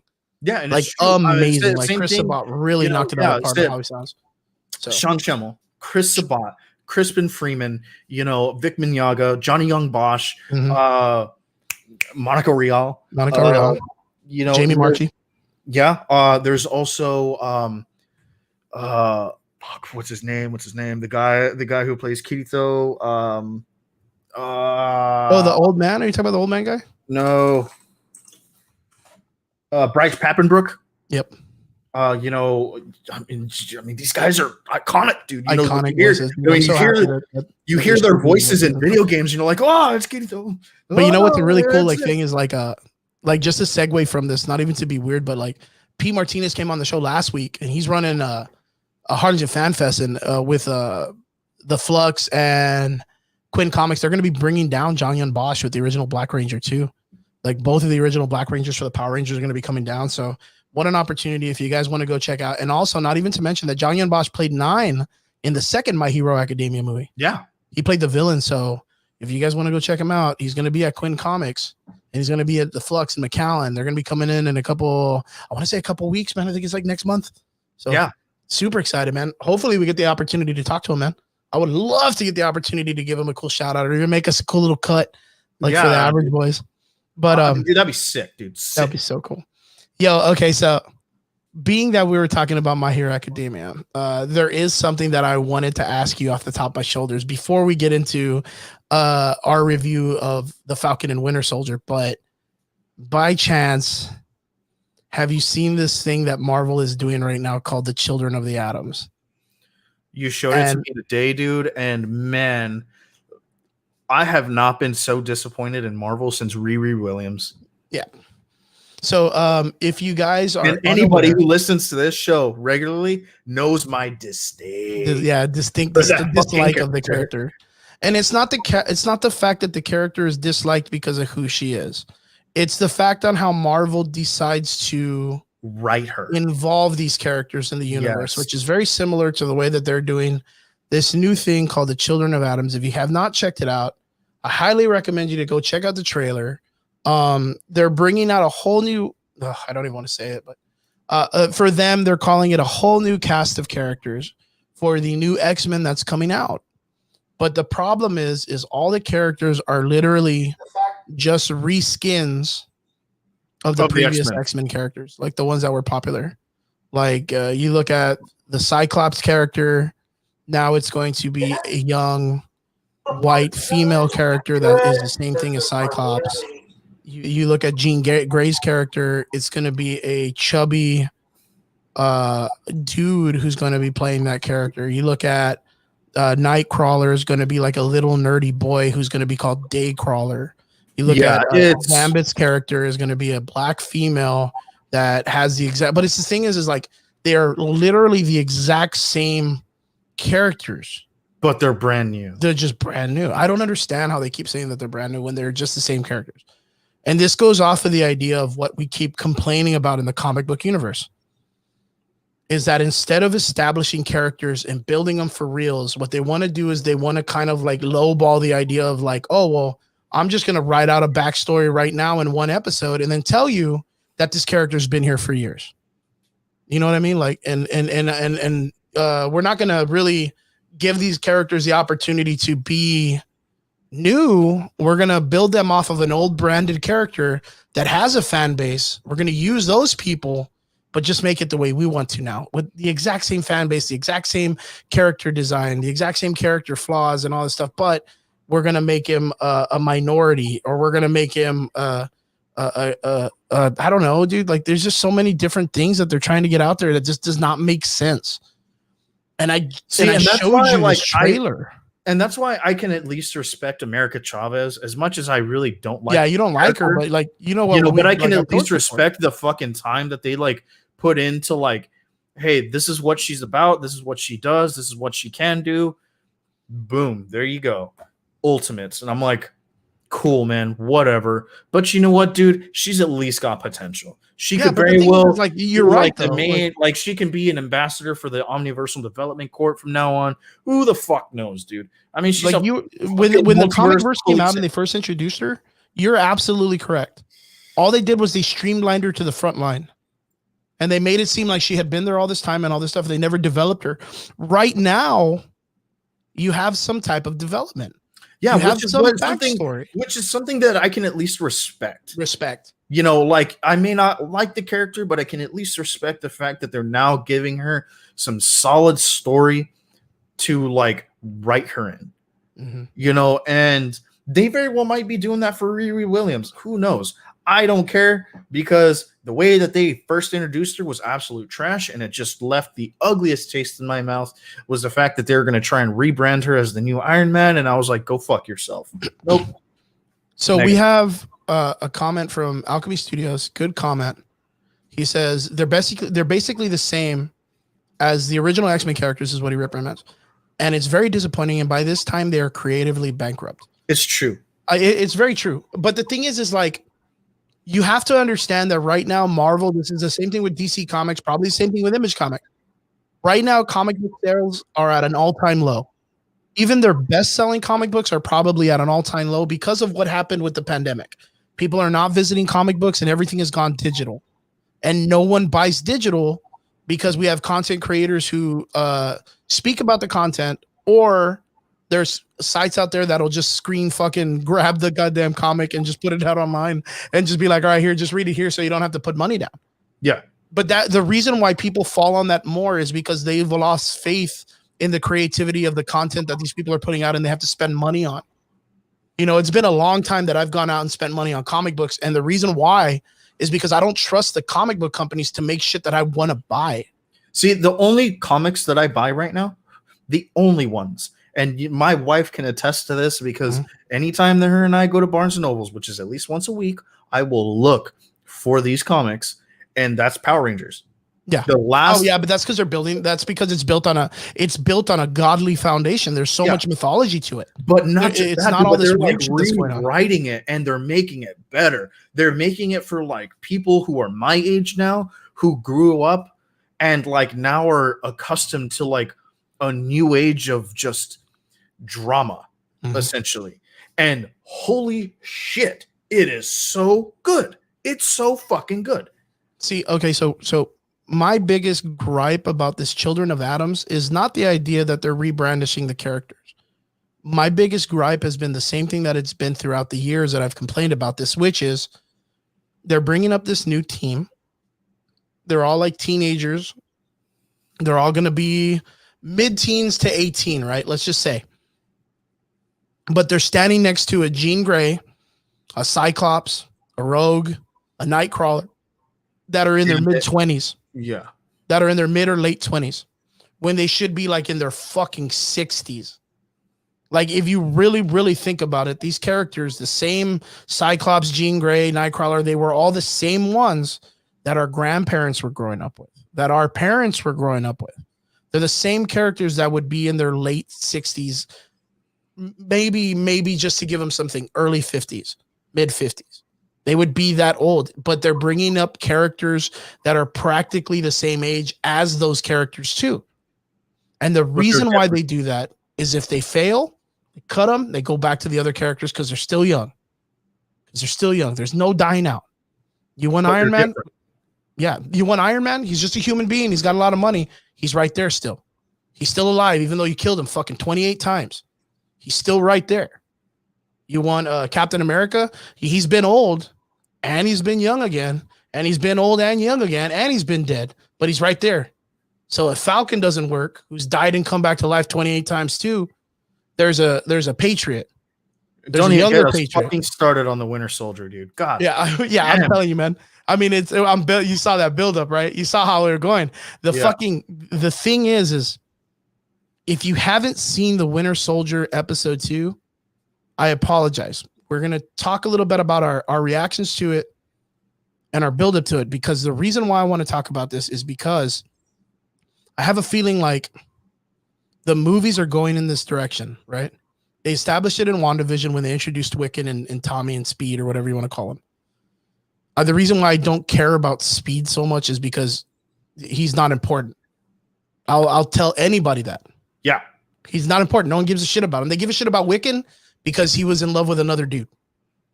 Like, that's it. The character in the comics are fucking cool, dude. Yeah, like no one gave a shit about those characters. The only reason why everybody liked Wiccan was because he was an openly gay character. They established the character. They built on it a little bit more. Hulkling and him are interesting characters. Speed, though, not so much. No one gives a shit about Speed. It just goes right back to Quicksilver. And even then, no one gives a fuck about Quicksilver. Yeah, no one gives a shit about Quicksilver either, man. But episode 2 of Falcon and Winter Soldier. Sick. So first off, Falcon and Winter Soldier, the story, I know is going to be good. Yeah. Because we talked about this already, that what Marvel did with Winter Soldier in the original movie, the espionage, the Captain America, they rebuilt that whole entire character development. Like, you had Falcon come out in that one and the Winter Soldier at the same time. And both of them are established just fantastically. Fantastic. So to be able to put Anthony Mackie and Sebastian Stan, or what's his name? Yeah, Sebastian Stan. Yeah, Sebastian. To put them back, they already have great chemistry. Like, personally. If you ever see them in interviews, have you seen the shit that they talk to each other at like press interviews? Mm-hmm. It's fucking amazing, dude. Like, it's really like the whole therapy session in episode 2 is literally them in real life, dude. Like, they're so funny together. Their chemistry is. Yeah, it was so natural. It was like, oh, is this fun? Are we locked in now? Yeah. Do you want to get closer? Yeah. But dude, Okay, so before we go on, we have a couple minutes left of the show. We got about 15 minutes left, maybe about 20 if we kind of make into it. Whoever has not seen Falcon and the Winter Soldier episode 2 or episode 1, and you feel like you don't want to spoil it, we totally understand. We're going to talk a little bit of spoilers, and we're going to talk a little bit about the show and what we feel they're doing. What I want to kind of stay away from, what we did a lot in the last series, was we talked a lot of speculation on where we think they're going to go. But we were talking, of course, because of the way that the director in WandaVision was trolling everybody. I really don't want to do that. I kind of want to be more baked into the actual conversation of what they're giving us, right? We talked really well. And you know what was really cool? Do you remember when we talked about the Darkhold? And yes. I talked about it being the Necronomicon because they were bringing in Sam Raimi. Yeah. And then I talked about a comic book that they were bringing in a character named Lore. Yes. Did you know that became a theory not too long after we talked about it? I think even Rob Jefferson talked about it. And we talked about that like a couple of weeks before him. Yeah. And that was out of nowhere. That's because I gripped that shit because of the book, because that's like the only episode that the book was in. But then when he explained it, I was kind of like, wow, I don't feel like I sound stupid. Like I feel like I feel great. I feel like I'm on the right path in life. Is this how Rob feels? Yeah, I'm like, oh, is this what it is to be totally awesome?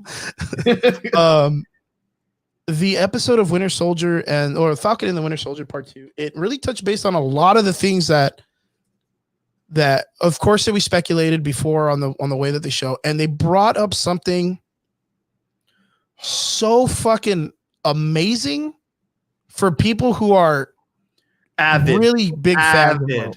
Yeah, like you have to know comics to know this part. And then not only that, they gave good reference to the other stuff too. So we're going to slowly jump into this. We're going to go ahead and play our segue music to give everybody the opportunity to jump out real quick. So segue music, if you have not seen it and you don't want to be spoiled, We'll see you. We'll see you next Friday. But for right now, segue music, and then we come back and talk spoilers. Oh, here we go.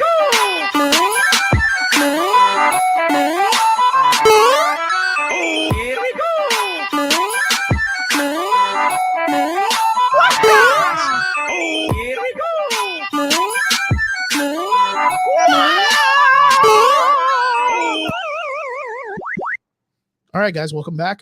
Now we are jumping right into spoilers and reactions for Falcon and the Winter Soldier episode 2. Triggs, what did you think of the episode? Episode 2 was beautiful. They really brought in the flag smashers very, very well. It's not just the flag smashers that they brought in. There was a very, very ambiguous character. Was it like power giver or something like some shit like that they also referenced. So I thought that was really, really cool. But for me, it gives you a lot of like real world like views right now that, you know, that racism is still a very prominent thing going on right now. And, you know, I appreciated that. It wasn't like in my face about it. You know, there's a lot of things that went on, but for me, I thought this was like an emotional development kind of episode. And the reason that I say that was because of what you and I had just referenced earlier, was the therapy scene. And it was the, you know, like, well, tell them why you're mad, you know, like, you know, this, that, and the other, perfect world, you know, sort of thing. And, you know, and Bucky just outright says it. He was like, dude, fuck you for, you know, giving up that shield. You had no fucking right to give up that shield, because you know what? If you gave up that shield, then Captain America was wrong about you. And if he was wrong about you, then he was wrong about me. And you know, I was dude, it tore me apart to hear that. It really hit on some really, really good points. One of the things, like, but I'm going to be honest, I was a little taken by it. And the reason why is because I don't want them to concentrate so much on this, was like the part that you just mentioned, which was the cops part, right? When after they leave Isaiah Bradley's house, the cops interact with Bucky and the Winter Soldier in front of all these people, and it's a blatant, display of racism of what racism looks like in the world right now. And at first, I was kind of like, "Oh man, dude, like this is exactly what I did not want them to jump into," but I feel like they did it in a classy way. That's why I was saying, you know, that. I was like, you know, it's not so in your face. Yeah. Like, it was kind of like, oh, is he bothering you? No, he's not fucking bothering me. Dude, fuck off. Yeah. Like, Jesus, we're just talking. Well, where's your ID? I don't have fucking ID. Fuck you. You know, and then like the other cop is like, dude, that's fucking Sam Wilson, bro. Go away. Yeah, and then it kind of gives us this kind of like elitist thing where like if you're like known, then it does give you the opportunity to not be treated that way. Right? So that, like, in a term, it ends up being where you see at first Falcon being treated with a racial profile, and then he's treated better when they know that he's a celebrity, and then they go and they arrest Bucky for being for having a warrant. So they end up arresting the white guy, right? Because he actually broke the law in a way. But of course, you have all of these different people around them watching the situation go down. And then not only that, before that, but it's very weird because like Sam Wilson, the way they're writing his character out, which I'm really appreciating right now, is he doesn't see things by race. He doesn't see things by race. He sees people by people. Yeah, you're either good or you're bad. You know, even the celebrity part, like he's like, "Hey, it's me. I'm the Falcon." But like, aren't you the Black Falcon? Aren't you black? Yeah. The thing with the kid was so funny, but it goes back to the way the banker guy treated him and his sister. Yeah, where he was being a little bit more openly about them speaking, like when he says like your people or in your situation with your thing, and he's like, "What do you mean, Mike?" Like the sister says something like, "Oh, what do you mean, like us or our kind?" And he's like, "Well, being an Avenger." You remember that where he kind of like references him being an Avenger, and he's like, "Don't you guys get paid or some shit like that, like doing superhero shit or whatever?" I like that, and I like that Sam Wilson doesn't automatically assume that that's what it's based on, is that that's what people automatically go to. But I feel like with the way that it was established in this episode, is that there's gonna be more of that whole like that they're gonna make his character realize that being black and being a superhero and taking up the mantle is a lot harder than it looks. You know what I mean? It's going to be a thing. Sounds. Because even when you look at John Walker and his Captain America or U.S. agent as Captain America, he's got the black sidekick.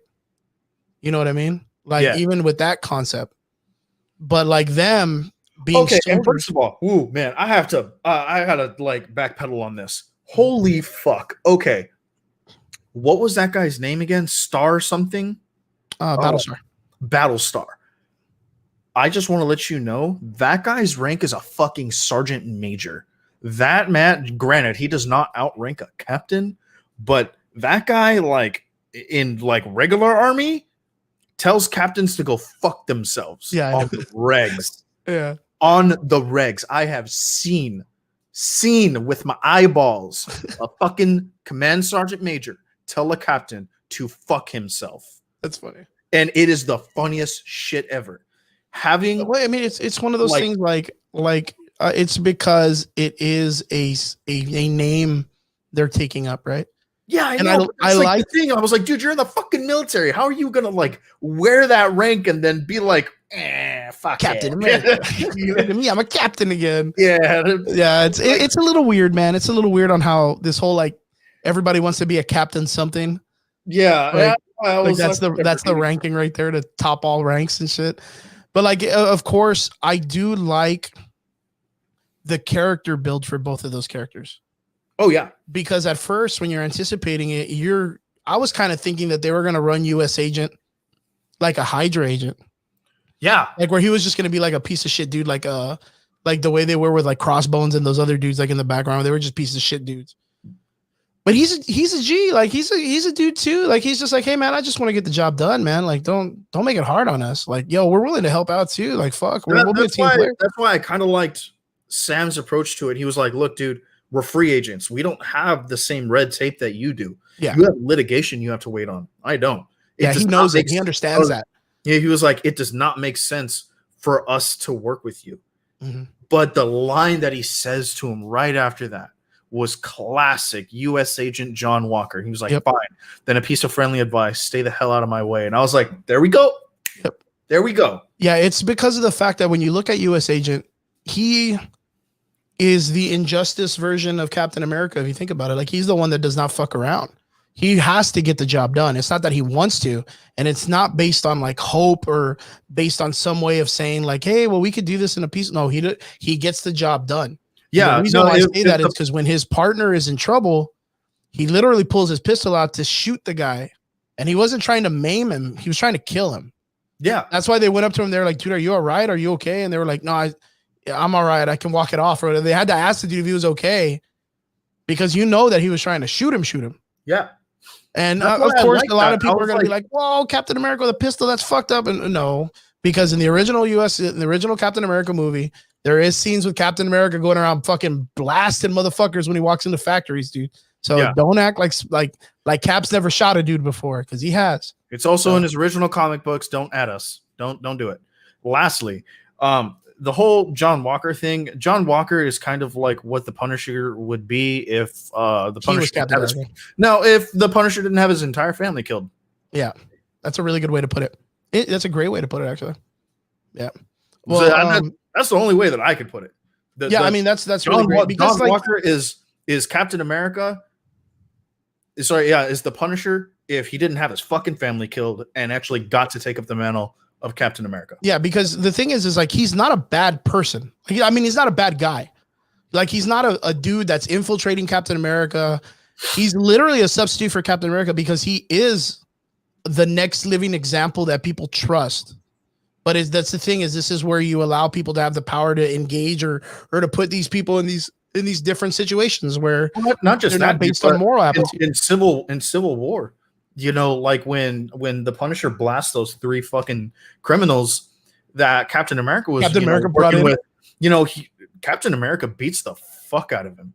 And, he was like, why won't you fight back? He's like, because it's you, dude. It's Captain America. Yeah. Like, why am I going to fight you? And he was like, dude, you're trash. Get the fuck out of here. Yeah, and so he's like, those guys are still criminals. Even if you bring them into the spot and they're helping you out, I'm still going to get them.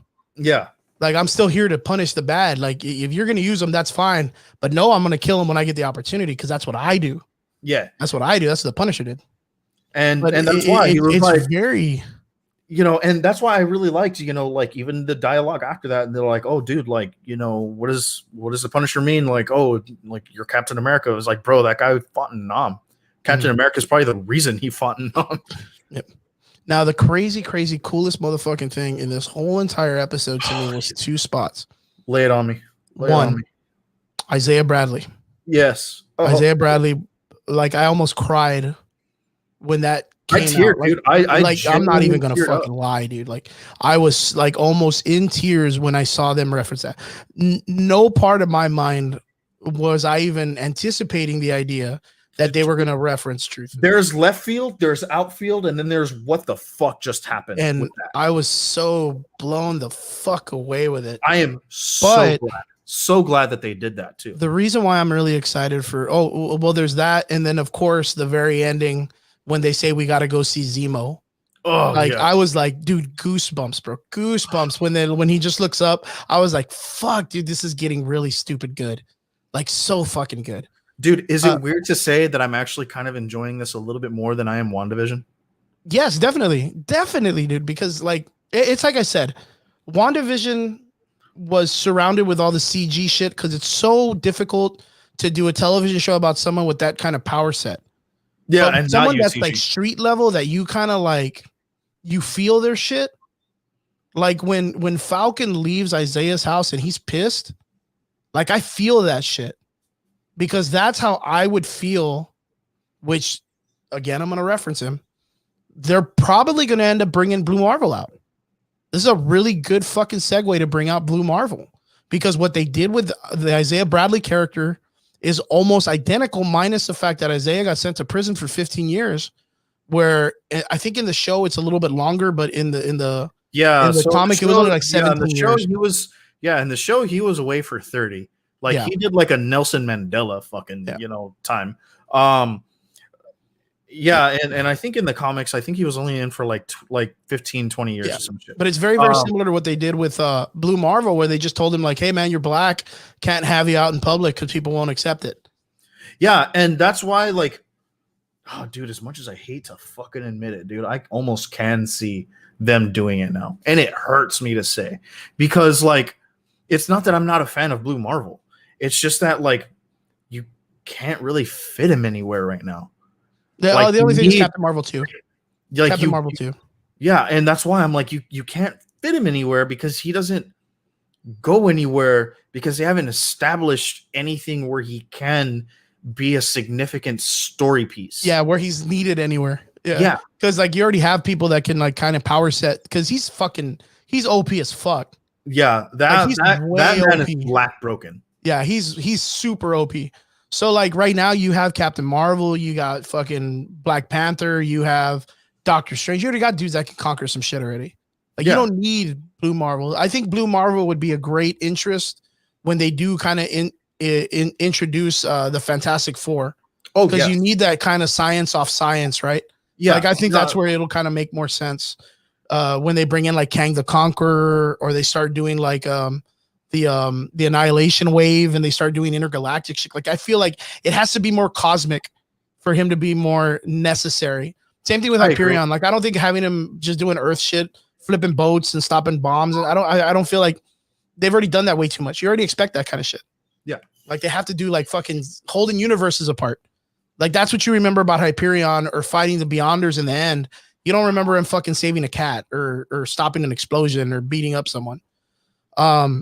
I do feel like this is a very good opportunity for them to test the idea on how they can get away with pulling off a Blue Marvel. But it was very cool to see the Patriot there in the front. When he answered the door, the grandson ends up being the Patriot of the Young Avengers. Yeah, Josiah. Yeah, Josiah. Yeah, Josiah. Like he ends up being the Patriot, which is almost the predecessor to the Falcon in the comic books. Because he ends up getting a shield. He ends up being almost Captain America-esque. But I think if I'm not mistaken, he's born with that power. Yes. Because he actually gets the genetics from the grandfather's testing that they did on him when they did the what it was. I don't even want to say that that's his grandfather. I deadass think that's his dad. No, it's his grandfather. Is it? Yeah, it's his grandfather. Then he had a son, and then the son of him is the one that ends up going. Well, I know that's how it is in the comics. Yeah. In the show, I think it's his son. Maybe, I don't know. I mean, I would. It would be all right. But if I'm not mistaken, I believe the kid becomes the Patriot because he loses his father to war. Yes. So that's why he's more soldier-esque, and he uses the power to become what Captain America was or what the Falcon was because he lost his father to war. So his father was a soldier and died because he wanted to follow in the father's footsteps, the grandfather. But then he passed away. He died as a soldier, became a war hero. The son picks up the mantle for the grandfather, fulfilling the legacy, right? But it was so cool to see Isaiah Bradley, man, because like man, dude, I tell people all the time when they came out with that comic book Truth, if I'm not mistaken, the comic book arc was called Truth. When they came up with it in like 2018, I was so blown away by that because it was out of nowhere that you end up having this kind of like a Tunguski pilots kind of mentality where they had a group of black soldiers that were of course tested on. A bunch of guys died when they did the testing, but only one or two of them survived, which Isaiah Bradley was one of them, who he ends up being Captain America after Captain America goes under. And when he gets frozen off, like he ends up becoming Captain America. He ends up doing all that shit. So like there is a huge possibility we're going to get a flashback of Isaiah Bradley in the blue costume with his like cargo pants. Oh yeah, like I am so fucking stoked. Think that we're gonna get another Winter Soldier flashback, and I hope it's in the Korean War. And the only reason being is just I love the Korean War. That's just it's such a fucked war.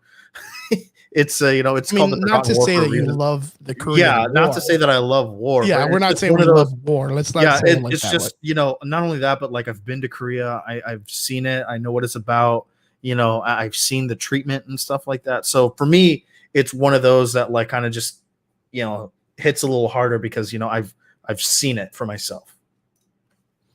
It was a really nice touching episode. Yeah, man. Like when they introduced him and you see like, get out of my house. Oh, dude. So like you kind of always assume that everybody's going to have that weird, funny interaction when they meet each other.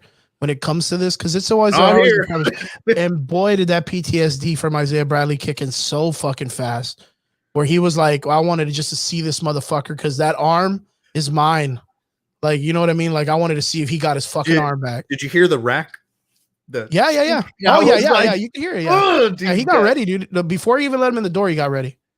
Like, it was, man, dude. He was like, and then to see him like throw the fucking cigar box and it go through the wall to see that he still has his power. Yeah, dude. Like there is so much opportunity coming out of this, man. I don't think it's going to be something that they're going to carry very long. No, not at all. I think what they're going to do is they're going to touch base on Isaiah Bradley.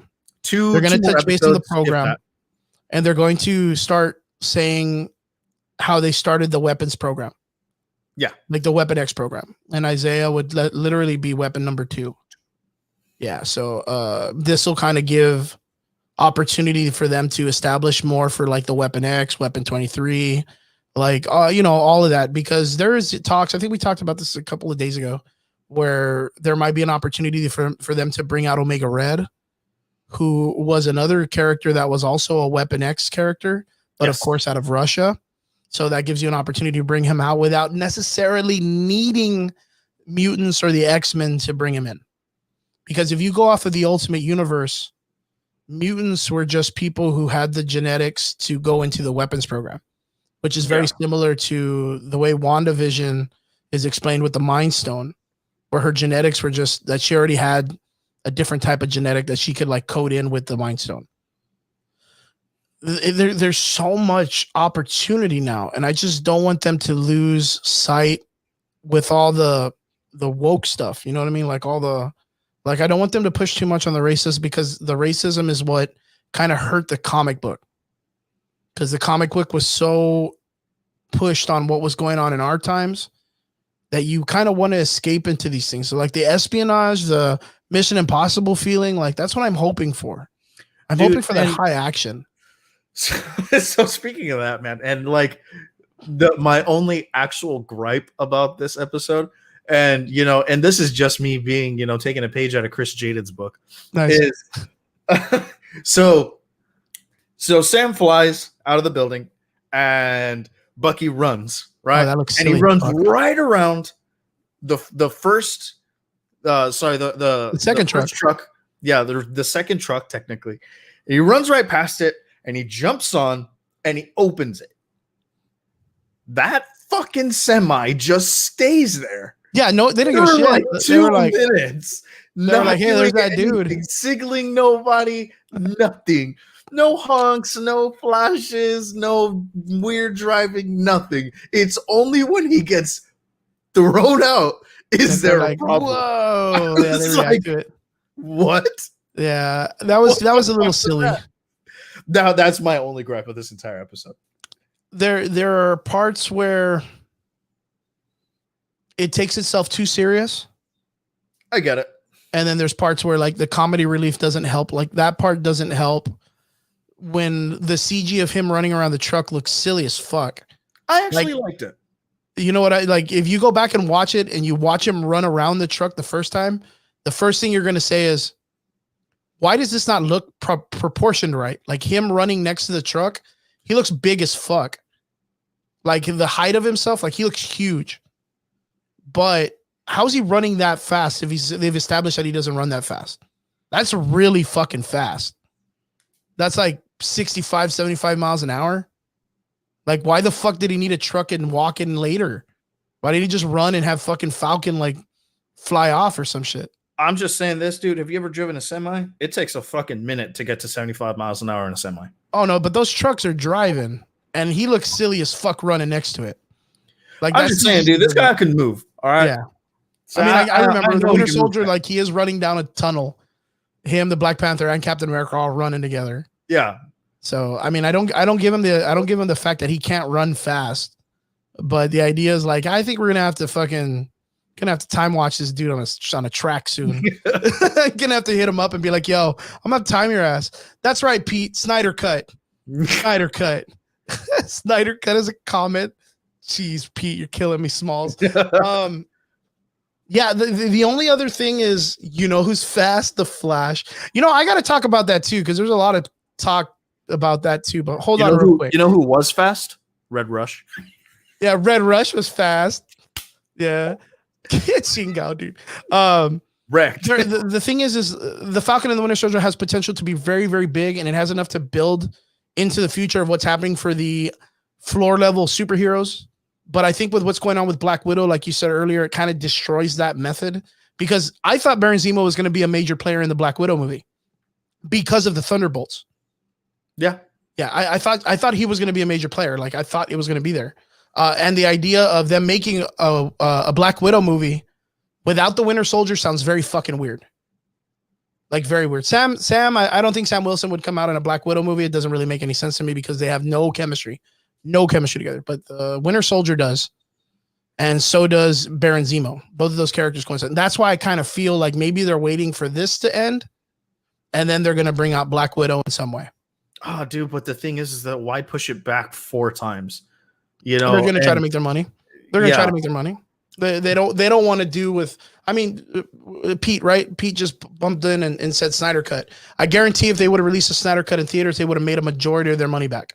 But the way they release it right now, they're probably not going to make the majority of the money back.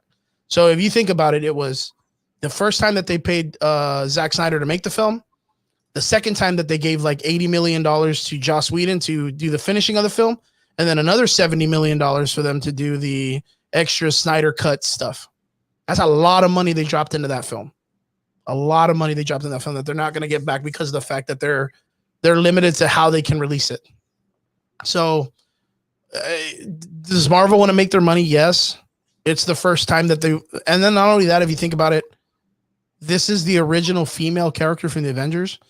They promised Scarlett Johansson the opportunity to have her own solo film. And it just so happens when they were going to release it, the pandemic hit and she can't get it in theaters. Like, if Marvel is holding out because they want to give her the right send off, oh, dude, I respect the shit out of it. You know what I mean? But I doubt that's what it's about. I really, really doubt what that's about. But yeah, if you have not seen Falcon and Winter Soldier episode 2, highly recommended. The series is astronomically amazing on what they're pulling off right now. And I cannot wait to see where it's going. They explained that they are going to go see Zemo. So I have a feeling like when they bring Zemo in, he's going to offer them help, and he's going to help them because he still feels the world does not need heroes, and he wants to kill off all the extra Winter Soldiers that he can. All the super soldiers, I think Baron Zemo is going to make it his effort to wipe them all off the planet. I can see that. So he's going to be like, cool, man, I'll jump in and I'll do this for free because I hate all these extra Winter Soldier people that I didn't smash in the other movie I was in. Because fuck you, fuck you, You're fuck cool. you're cool, and fuck you. Okay, real quick. Going back, Pete, good call. The Snyder Cut. There's a lot of people out there that are speculating that when the Flash at the end of the movie goes and saves everybody back, that was the point of the Flashpoint paradox. And the reason why they're doing that is they are comparing it to the cartoon when at the end of the paradox, when he's in the alternate universe, the world is exploding, big white light. He's hobbling and slightly injured until he gets his full run on, and then he takes off and rewrites time. Do you think that at the very end of the Snyder Cut, Snyder could be such a pompous son of a bitch that he would make it to where that point that the Flash finally does some time travel shit by pushing back time, that he would put the Flashpoint paradox in the same thing? Just to be like, yo, to fit it all in one movie. I fucking hope not, dude. Dude, because like even the theory of the idea of him like doing Flashpoint at that point, I'd be like, dude, why would he do that right now? Like, why would he be like, you know what, dude, I got to save this world and I got to go save my mom and I got to fuck up the timeline. Let me go do this shit all at once. And then let's have fucking Batman have a dream. Then let's have fucking Joker, fucking have a truce. And let's have the Martian Manhunter come out too. Fuck it. Green Lanterns all over the place. Dude, and you know what I fucking thought was funniest, dude, is how how Martian Manhunter was like, nah, that entire time. And like when he's like, well, I mean, if we get into something, will you be there? And he's like, yeah, bro, I got you next time. Yeah, I got you, bro. No problem. Even though I wasn't there this time, I'll be there next time. Yeah, I'll get you on the back end. Yeah, I was like, oh, fuck yourself, dude. Yeah, I was. There were some things I could kind of like, having the opportunity to finally let the movie sink in. I could be like, well, at first I was really kind of indifferent on the Flash scene when he goes with the hot dogs and Iris and all of that stuff. I still think it's very creepy that he was all like rubbing on her face. Fucking ooh. Like I'd feel fucking creeped out if there was a dude that could do super speed and touch my face and shit. Tell me if there's any females out there, if you knew a dude that could run at super speed and could slow down time, and without you knowing, thought you were so beautiful that while he was running by, he decides to touch your face when you're about to die and then saves your life, would you feel a little weird? Just let me get that out there real quick. I would be a little fucking freaked out. I don't know. Triggs, what about you, man? Touch my face, dude. You know what, though? Okay, so I watch Red Letter Media on YouTube, right? Those guys are the fucking bee's knees when it comes to YouTube videos, when it comes to film directing. And I remembered when we watched the film and they had video of them watching the film and they said the exact same thing we did at that time, which was, yo, is he going to do something funny with the hot dogs? Because I totally would. Like, remember when we were making fun of the hot dogs in the area? Yeah. And then he grabs it and I was like, dude, is he going to hit her in the face with her to do something stupid? Like, and we were all like, dude, he would not.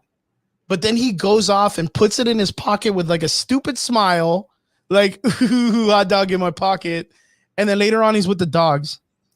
That was fucking funny.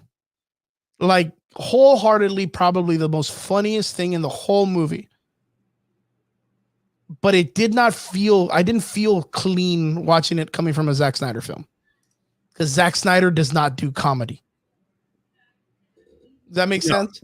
Yeah, He no. does not do comedy, dude. So when he did it, I was so blown away by it because I was like, whoa, he can be a funny guy.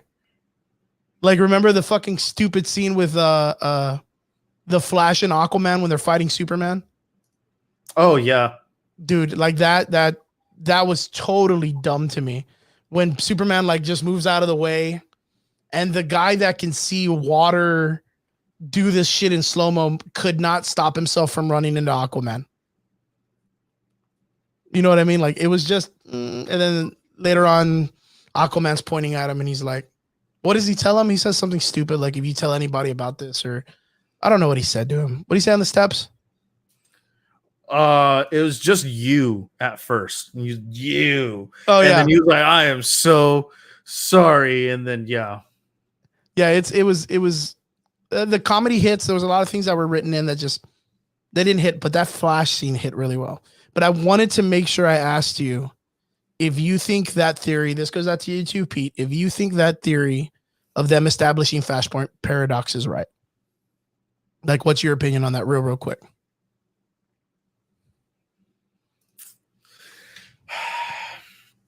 There's a lot of similarities though. A lot of similarities go to that too, because literally that explosion is supposed to wipe out the entire world. Yeah.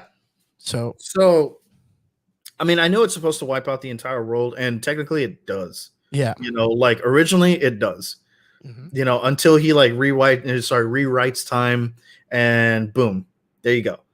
I can definitely see that being the entry point to Flashpoint. Would I like that? No, Not at all. not even a little bit. Yeah. Could it happen? Very much so. But I mean, dude, if it happens, it happens. You know, like I can only say so much because, you know, there's not a lot that like can be done at the moment, because right now, like we're speculating on a movie that very well may not even like come to fruition. You know, that's the other thing I was going to ask you too, is that it doesn't look like Warner Brothers is going to fall through with them keeping the Snyderverse. God, man, and I really fucking hope they do. But even with the one that Joss Whedon made and going with the movies that have been established, like it wasn't really that far-fetched, because the dream sequence was the same in Man of Steel or Man versus Superman, right? Batman versus Superman was the same dreamverse.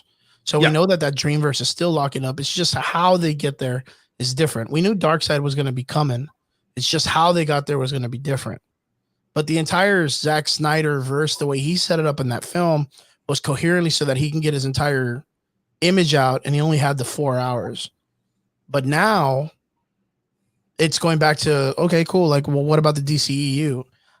Where do you think the DCEU goes from here? I know we have Suicide Squad coming up, but like, where do you see them coming next? Because without the Suicide Squad movie or without the Snyder Cut, Wonder Woman 1984 sucked balls.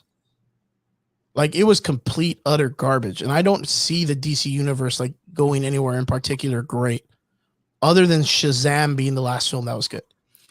Honestly, dude, I'm going to have to give the fact that Black Adam could really, really be a heavy hitter. Okay. And so you're anticipating the idea for Black Adam to come out? Well, they've already started shooting it. Mm-hmm. You know, no, but you're going off of like because Shazam was good. Yeah. Like, so them coming off the heels of Shazam to Black Adam, like that part of the DCEU you feel will be the establishment for the next things that are coming up. It could. Okay. It could. You know, like it's going to have a good base, decent comedy, solid actors. Pierce Brosnan is going to be fucking Dr. Fate, dude. Oh my God. What? James Bond?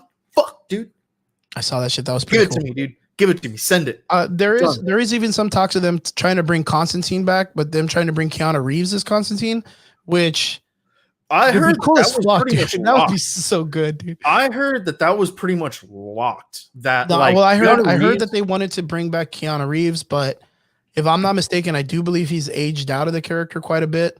And they did want to try to bring in the English actor that played him on the show, which I really doubt, because they never really do that with TV show characters where they bring him into the films. I would actually like to see Keanu Reeves come back as a bigger character in this of course, goes off of the weirdness of me. But like the Spectre, I'm dying to see the Spectre come out in a film. Like I'm dying to see the Spectre. And you know what was really cool is they gave reference to the Spectre in the Snyder Cut. Did you see that? The guy that Gordon is talking to, the detective, later on he ends up becoming a vessel for the Spectre. Yeah, I know. The black guy? Yeah. I thought that was super cool. And I was like, real like, dude, why aren't we seeing the Spectre in this in any weird way? And it just so happened that when I went back and I got to watch it, I was kind of like looking up characters, doing the little bit of dig and diving for Easter eggs. Yeah, that guy ended up being one of the characters that ends up being the Spectre. And I was like, very cool, very cool. But yeah, I know that they want to try to bring Keanu Reeves, but I think Keanu Reeves got his plate full with all the shit that he's got going on. So getting it back into the DCEU would be a little rough for him. But I guarantee he'd probably love to get the role back because the Keanu Reeves role, Constantine, would be great because they would bring that guy that was playing Satan. That guy was cool as fuck. So speaking of, dude, I'm actually reading up right now. Yeah, the guy who plays Lucifer, Peter Stormare, that guy is pretty much confirmed. It's happening. The older guy? Yeah. Or the TV show? No, the older guy, the one in the movie. The Russian dude? Yeah. Yes, dude. Fuck yeah. I love that guy. I love him. He's in American Gods too. Yeah. I love that guy. Granted, this is Screen Rant. And I don't care what anyone fucking says, dude. I trust very, very few media outlets when it comes Screen to Rant's good. Big news. Screen Rant is one that I take with a grain of salt. Really? Yes. I will listen to it, and I will even give it its proper due, but I will not be like, this is truth straight from the source. Nah. I think they're okay, but they're kind of like the IGN of all the media movie stuff. They're kind of like, yeah, but I trust IGN far more than I do them. Yeah. Well, no, that's good. No, that's good. That's good to know, man. I'm really excited. That sounds like really fun. I think Black Adam would be a really, really great thing for them to go off of the Snyder Cut going into the next reign.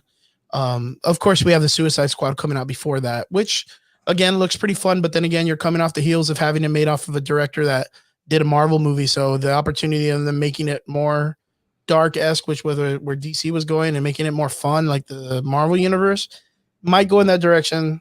James Gunn, I don't think will disappoint when it comes to making films, but not at all. We'll see what happens, dude. We'll see what happens. Guys, this is going to be the ending of our show. We hope you had a good time with us. We went a little bit over time, but again, we had really good talking points and we had some stuff we need to get off our chest. Guys, thank you so much on tuning in. What is your guys' opinion on Falcon and the Winter Soldier? Excuse me. Falcon and the Winter Soldier. How do you feel about John Walker's Captain America so far? Does he come off as a good Captain America, good replacement for Steve Rogers, or do you feel like there's like a dark core to him and he might be a little bit of a bad guy? Also, how do you feel about the Isaiah Bradley character, and was it a surprise to you as much as it was to us, and were you familiar with Isaiah at the time already?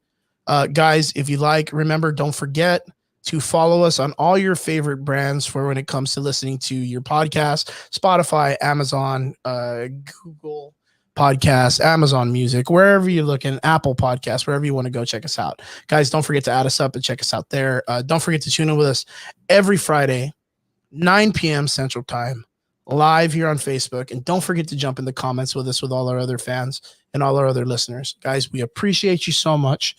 Don't forget, we love you. Don't forget to tell someone else you love them. Don't forget to be respectful and wear your masks and do all that cool stuff.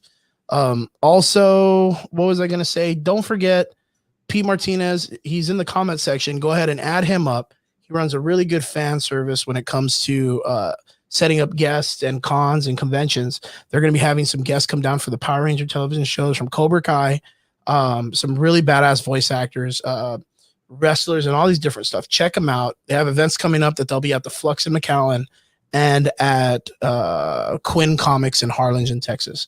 Guys, thank you so much. And don't forget, that's right, Robert Flores, King Kong versus Godzilla is coming up. We have that coming up, I think, in like 3 days. Next week? No, yeah, by next week. So you guys know what's up. Next week, we're having a King Kong versus Godzilla episode. We're going to be talking some history. We're going to be talking some reference. We're going to be talking, if it comes out before the show, we're going to talk. It is. It's coming out Wednesday. So we're going to watch that shit first. And then we're going to come on here and we're gonna have a fucking fun nerd time, just blasting the shit out of how good this movie is gonna be. I'm super fucking excited to see what's going on. I know Triggs is excited. So fucking far excited. You want to do another watch party? Literally got Godzilla like 5 feet from me at all times, dude. Like, you want to do another watch party, dude? Do you want to do it again or what? Yeah, dude. You know, fucking watch party or what? I'll fucking show up in a Godzilla outfit, dude. I don't give a fuck.